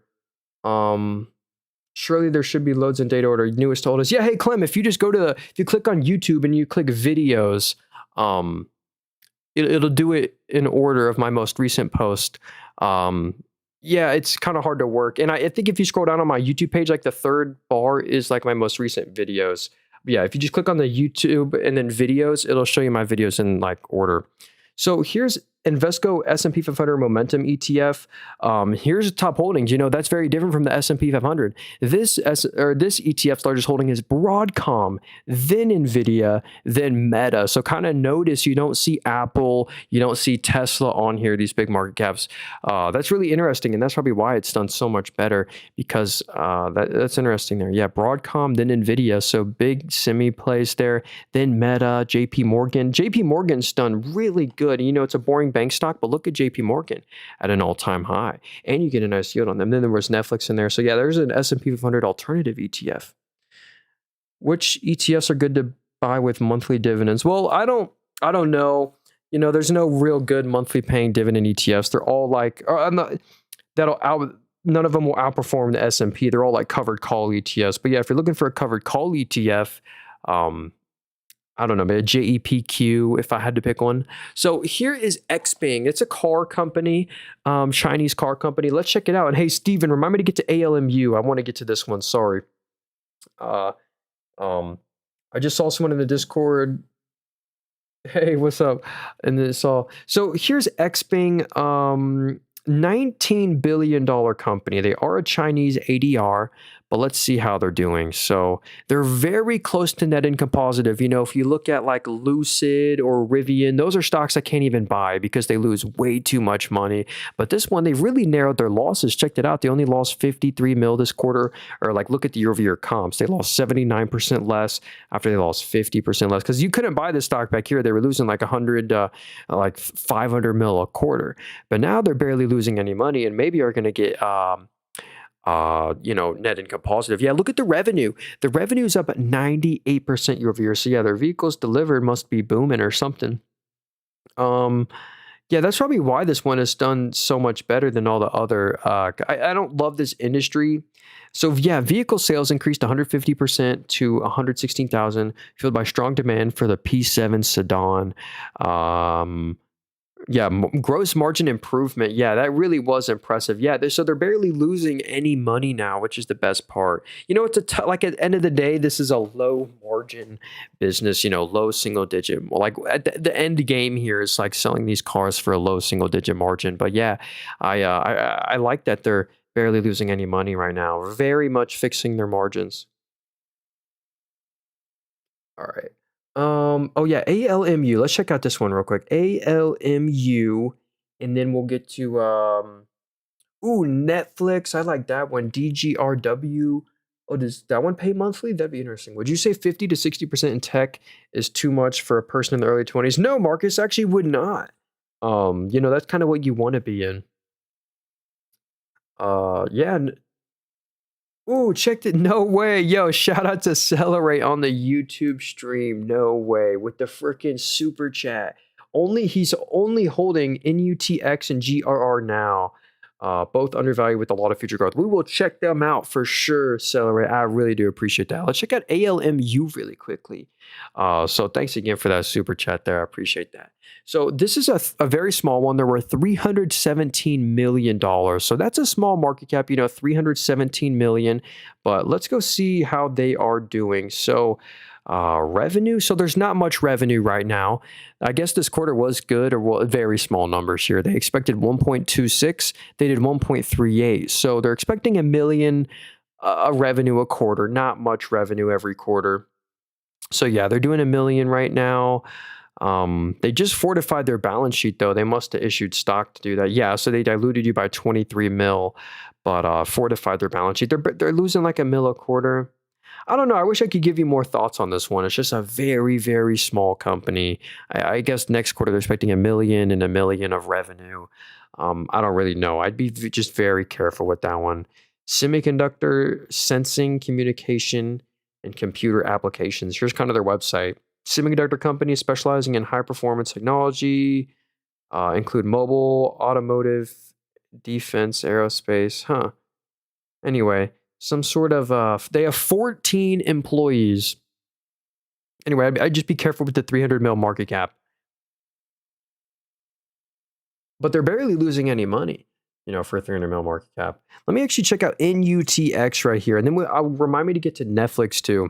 Ooh, I have this one on my watch list. So there must have been something I liked here. I don't remember this company, but let's go see if we can figure out what happened right here. Oh, hospital division. So they're like a hospital group. Whoa, look at this growth year over year. These are triple digits, 262% growth. After grew 32, after grew 156. So actually, that's really impressive, the triple digit growth the past 4 quarters. So it looks like a hospital group. Yeah, look at this specifically. The orange lines, what the analysts expected this quarter, 213. They did 267. So they beat on revenue, beat on EPS, and they beat on EBIT. So the earnings before interest, they expected 50, they did 130. So probably no wonder they're gapping up so much on earnings day because they're doing so well. Yeah, they really are making good net income every single quarter. So what was the PE ratio on this company? It's an 8 forward PE. It reminds me of like a HCA Healthcare. So it looks like they own a bunch of hospitals, super deleveraging the balance sheet right there. Let's check out their website. The Future of Healthcare Hospital Division. You can check that out. 26 quality care facilities in 12 states, plus, another 10 upcoming facilities. So that's going to be even more revenue growth right there. Innovative healthcare models, including micro hospitals, specialty hospitals, and hospital outpatient departments or HOPDs. So there you go. It's an industry that's kind of always going to be in demand, just hospitals. So yeah, there you go. Cheap, you're right. Very cheap valuation on that one. An 8 PE. I own HCA Healthcare. So, eat some. So can we do Meta? Let's do Meta. Then we'll get to GRRR. So I think that one's interesting too. So yeah, hey, eat some. What's up, man? So Meta is a great stock to diamond hand. Just buy it, never sell this one. So, sorry, I'm a little sick right now. Actually, that's like my first cough the whole 2 hours. Yeah, we've been streaming for 2 hours now. What's up? If y'all want to hit the follow button, we stream every day. We're also probably going to be streaming at 8 p.m. tonight for another stream just for fun when the market opens. We'll see how the Venezuela news gets digested, but the forward PE on Meta is a 22, for a Mag 7 advertising behemoth like Meta. That's very fair. I like the Meta Ray-Ban glasses. Meta Reels reaches 50 billion in annual revenue. Whoa, wait, Meta's Reels reaches 50 billion annual revenue. Plans expansion into TV screens. Now that would be interesting, kind of like how YouTube's in YouTube TV. I don't know how that would work. Starting with Amazon Fire TV. Interesting there. Surpassing YouTube's expected 46 billion in advertising revenue. Instagram users spend on average 20. No way. Instagram users spend on average 27 minutes daily on Reels. So pretty interesting there. Anyway, let's go look at Meta's numbers right here. We can see their active users. They literally have 3.54 billion daily active users. Pretty much half the world is on a Meta app once a day, and even more if you kind of exclude China and other countries that aren't allowed to have their apps. And if you look at this quarter, they only made 2.7 bill in net income. That kind of was a one-time adjustment because if you go to the EPS, it says they only made $1. This was a one-time adjustment from the big beautiful bill tax charge one-time adjustment. They really made the core business really made 20 billion or like 18.5 billion of net income. It was a record Q3, record 50 billion of revenue for the first time ever. And for the first time ever, Meta actually has a net debt position because they're spending so much on AI with their Prometheus bond.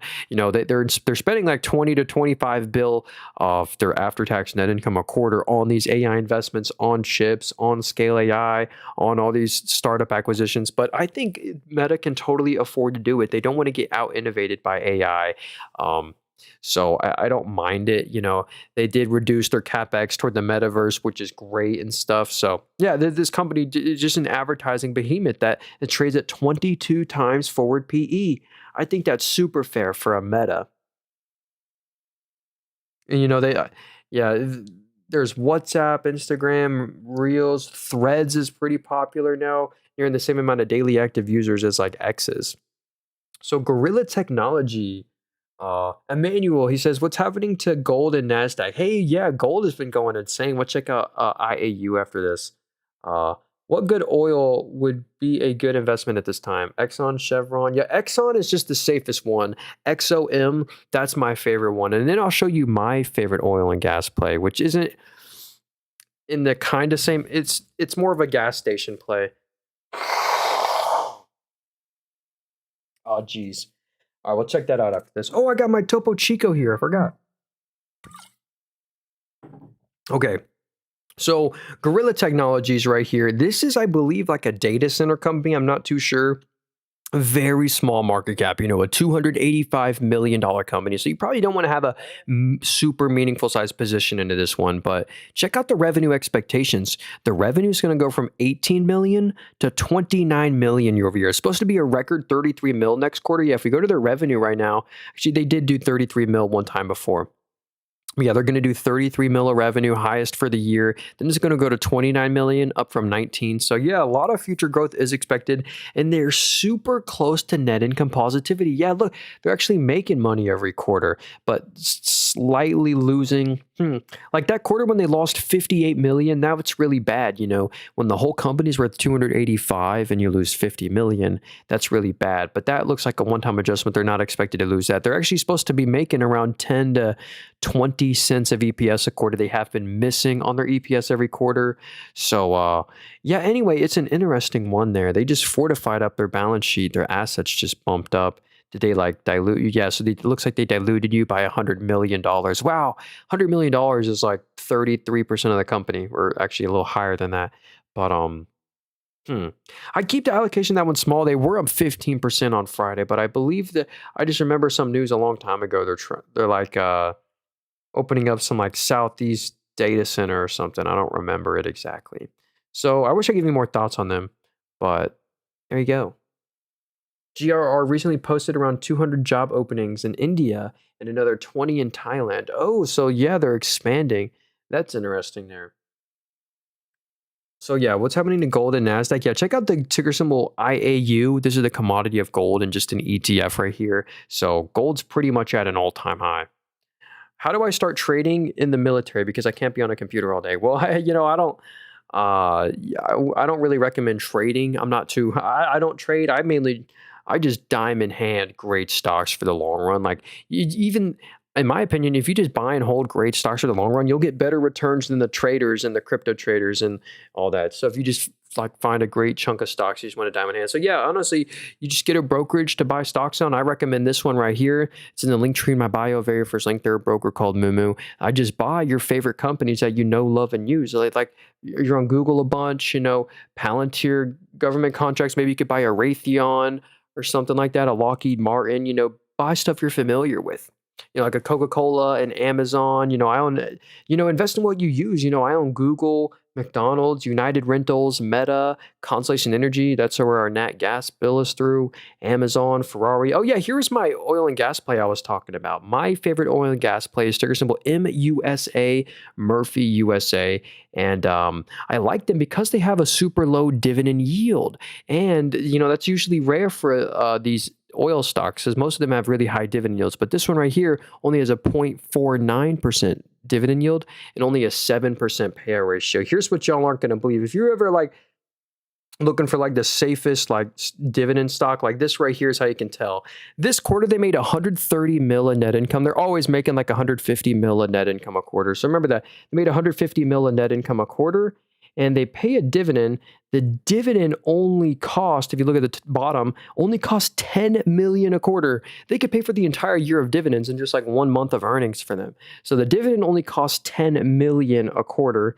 And because they have such a low dividend payout ratio, what are they doing with all their leftover money?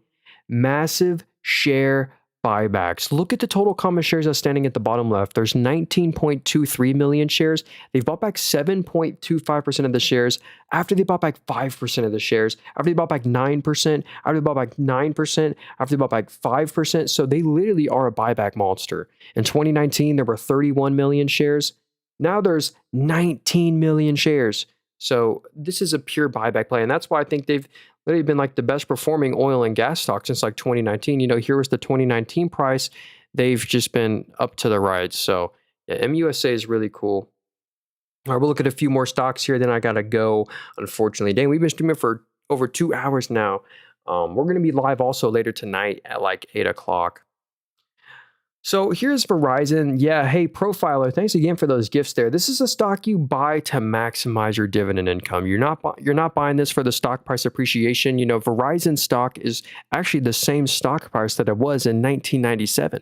So you bought the stock for $40 in 1997. It's still $40 today. But you buy this to purely maximize your income because they do have a safe dividend, and the dividend's high, a 6.7% dividend yield.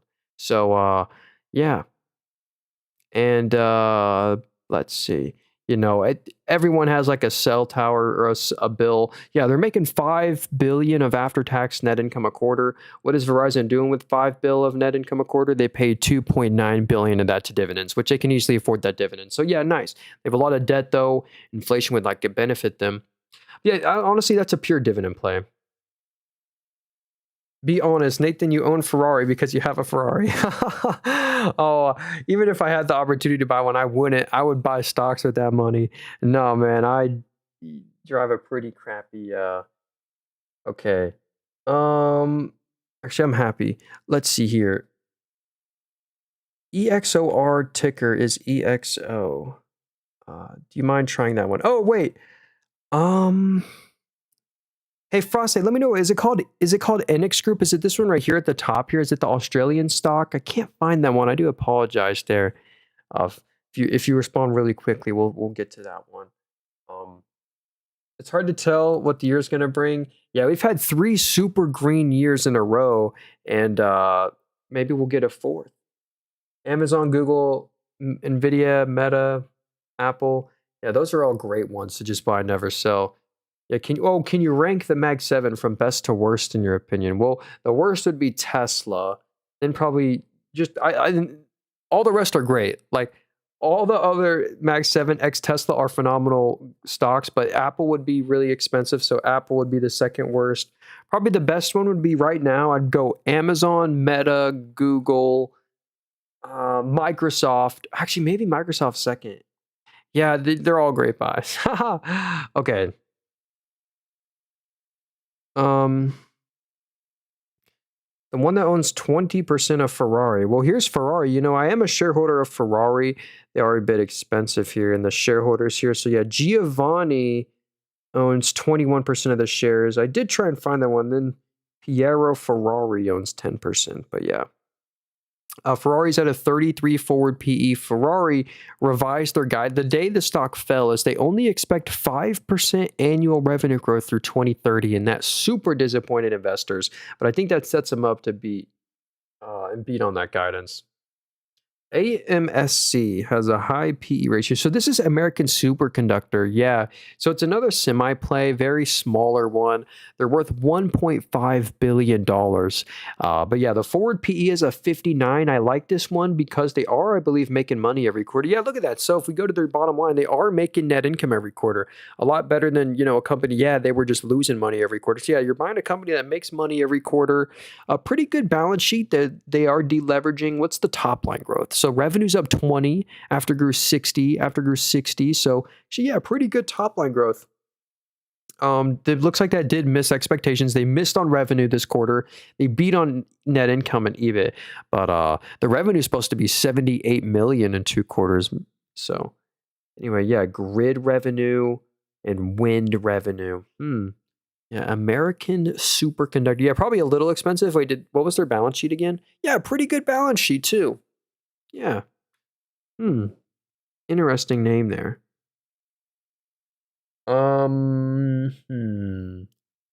Think about BlackRock. Yeah, BlackRock is a nice one. Amazon over Google at their current valuation. Yeah, if I was going to allocate new money, like right now, if I had to pick one, I'd pick Amazon. And I'm probably going to buy more Amazon next week, almost for sure. Okay, I get the stock up on my broker. But yo, I really tried there, Frost. I'm sorry, man. I really tried to find it. So if you got an American name stock I can look at, I'll check it out before I go. But yeah, here's BlackRock right here, an asset manager. If you go to like the shareholder of any stock, you always like BlackRock is the largest shareholder, second largest shareholder. It's not actually them. It's via like their ETF products. So if you buy like the iShares S&P 500, they just buy an asset for you. So it just looks like BlackRock's the shareholder, but they're just managing it for you. But yeah, let's go check them out right here. So yeah, equity, private equity, fixed income, alternatives. Ooh, this alternatives is their ETF, their crypto ETFs. So their crypto ETFs that they make AUM from goes down here. And they've had great growth the past 4 quarters. It was 831 mil this quarter. It was a record. It's never even been close to that before. So yeah, their alternatives revenue is growing as well. That's now 12% of the revenue. Investment advisory performance fees. So they're collecting a lot of those, distribution fees, active multi-asset cash management business. That's up 21% year over year. So anyway, I just really like how diversified that they are. America's 65% of the revenue. They beat on expectations. They expected 6.3. They did 6.5. They had a one-time adjustment to their EPS right here, but yeah, they're always making great net income, easily over 1.5 billion of after-tax net income a quarter. So yeah, BlackRock's interesting, and you get a good yield. You get a 2% dividend yield with BlackRock, and that 2% dividend yield is safe. I do actually have them in my safe never sell watch list. Yeah, Microsoft's a great one. BE, Bloom Energy. Yeah, hey, Bloom Energy. This one, oh, and Broadcom. Hey, what up, One How? Oh, yeah. So here's Bloom Energy. This one has been beating expectations. Like if we look at this quarter specifically, analysts expected 428 mil of revenue. They did 520. So that was a massive beat. And next quarter is expected to be 640 and then 428. So the revenue is going to literally go from 320 to 427. So there's just a lot of future growth expected. And this quarter was a huge beat. So some sort of electricity company, and they're very significantly narrowed their losses. They're now going to be on average making money every quarter from now on. So they've just been beating expectations, massively beat this quarter. Expectations are great. And that's why I think this one has had such a nice stock price appreciation, because the fundamentals have just dramatically improved. So yeah, I wonder what this one is specifically. Oxide fuel-based cell generation. Maybe we can check out their website right here. 1,200 plus installations globally. Power problem. So yeah, macro grid or microgrid, off grid. So some sort of electricity manufacturing kind of generation play. Hopefully that was somewhat helpful there. I just like that from a pure financial point of view, those numbers look real good. So here's Broadcom right here. Yeah, Broadcom, they just passed Meta in terms of market cap. They're a little expensive, a 42 forward PE, but Broadcom certainly deserves a high multiple. I love them for their VMware business. Let's see if there's any news down here. Broadcom expands custom AI chip business with major tech clients, including Google, Meta, ByteDance, OpenAI. Anthropic placed 21 billion in orders, and Meta is in discussions to use Broadcom processors. So these are like TPUs. Yeah. So risks include potential shifts in design for work in-house by clients. So anyway, they're making these TPUs. So let's go check out their numbers. A lot of people know them for their semiconductor solutions, which has just been booming. It's at a record for the full year 2025. But if we go to their infrastructure software, this is the VMware. This is what's been booming. From 2023, the revenue was always like flat. But if we go to it like recently, it's incredible, the numbers. Like we're holding on to the triple digit growth that we saw back here. So yeah, that's what's been booming. If we go to the FCF, which stands for free cash flow, they have so much leftover money, $7.5 billion of free cash flow this quarter. They're making like $7 billion of free cash flow a quarter now. And at this growth rate, what's it going to be the same time next year? Revenue's up 28, profits are up by 90. Well, that must have been a one-time adjustment. Yeah, profits are up by 50. Wow. So yeah, they're easily making like $5 billion plus a net income quarter. And you get a dividend yield of 0.7% dividend yield. So it might be a slight bit expensive here, but it's just a quality name, quality semiconductor name. I know there is some like fears around the VMware slowdown or something. Give me your opinion on bank stocks in general. All the bank stocks have been booming. It's just a great industry. Like look at JP Morgan, all-time high. We go to GS, which is Goldman Sachs Group, all-time high on these banks. So the banks are just booming right now. And even if you buy Goldman Sachs right now at all-time highs, you still get a 1.4% dividend yield. So yeah, the banks are like a cheap. They're just cheap right now. I really wouldn't buy them at all-time highs, but banks are a nice industry to have exposure to because you get the great yields, you get the low valuation, and the good stock price appreciation. Hey, what up, Logan? I am feeling better. Thanks so much. Yeah, we haven't. This is basically my first stream in over a week because I've been extremely sick, and it's good to be back. I want to beat the S&P 500 this year. What's your goal for? Yeah, my goal is to absolutely beat the S&P 500 like we did last year, or like in 2025. PPTA. Um, AMSC 4Ps 34. Yeah, hey, that isn't too bad. So here's Perpetua Resources. Must be maybe like a precious metal play. Let me see what precious metal they're in. Doesn't say, but rare earth. A gold project in Idaho. So they have a gold project. So they're probably following the commodity of gold. So do they have any revenue right now? So no revenue right now. If we go to the revenue, it says no data because they've never sold anything, not a product or a service. But maybe the expectation is they're about to start selling stuff. And fortress balance sheet, literally no liabilities, literally no debt at all, and a massive amount of cash. They have 445 million of cash and no debt at all, and the whole company's worth 3 billion. So well over like 14% of the market cap is their cash on hand. So interesting gold play there. It is tough because they have no revenue right now, but Bloom Energy are providing the GPU farms. I like your analysis. Hey, thanks, Tom. I appreciate that. Yo, but I'm actually about to end the stream here. If you guys want to hit the follow button, we stream every day. I'm streaming on YouTube and TikTok. Best way to support me is just subscribe to my YouTube channel.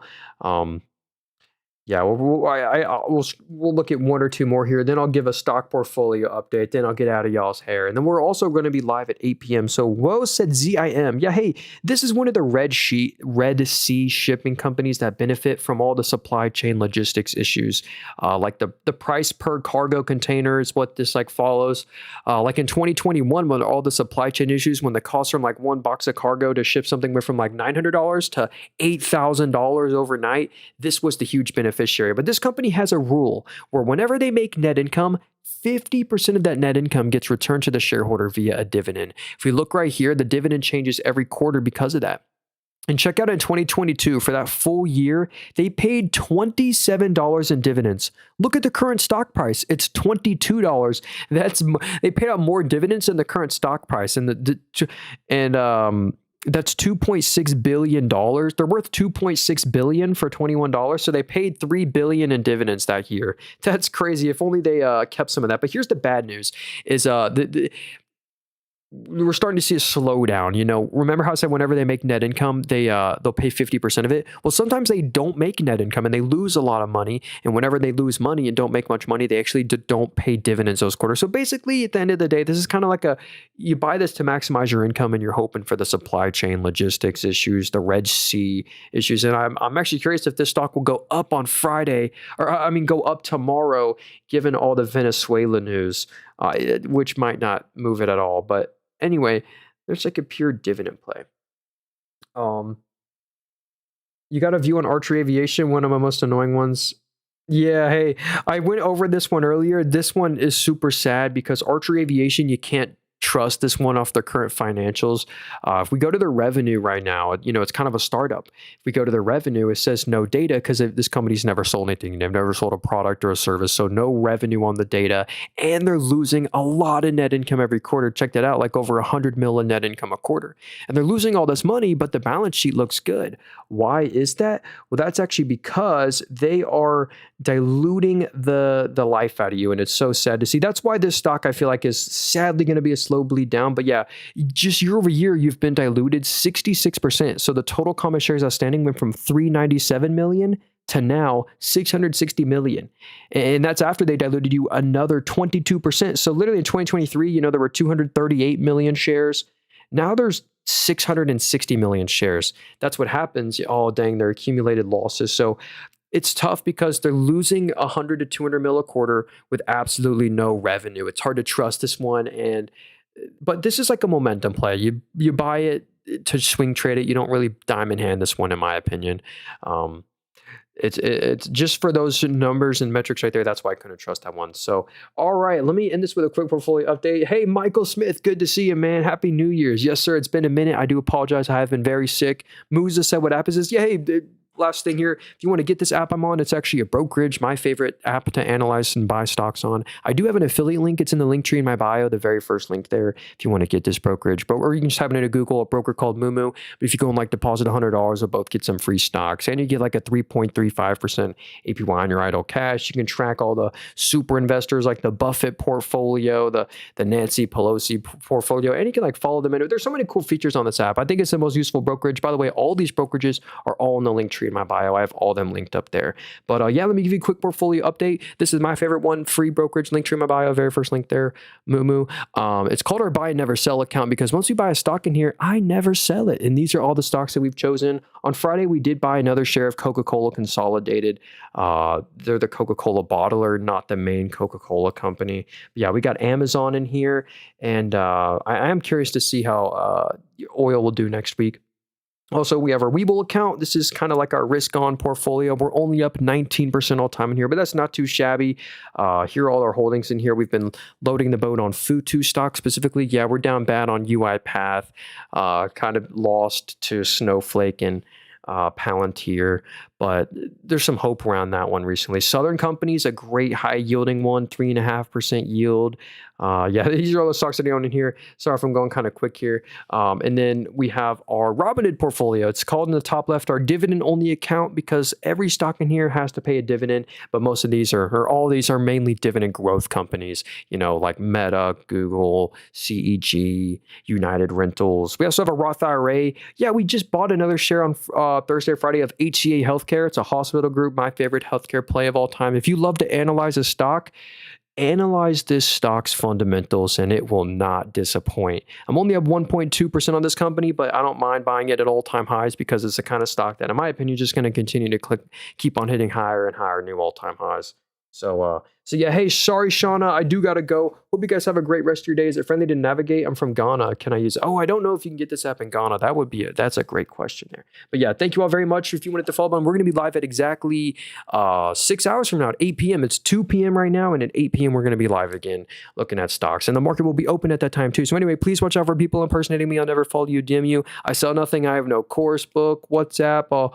I don't coach. I literally sell nothing. Only thing I have are that affiliate link if you wanted to get it. But anyway, see you very soon. Please subscribe to the channel if you want. See you soon. And thank you to everyone on the YouTube stream. Y'all are the best. See you, Looney, Michael. It's so good to be back. And now I can finally feel better. I've been super sick with the flu. I stream every day, by the way, but we haven't streamed in the past week because I've been the sickest I've ever been. But I'm finally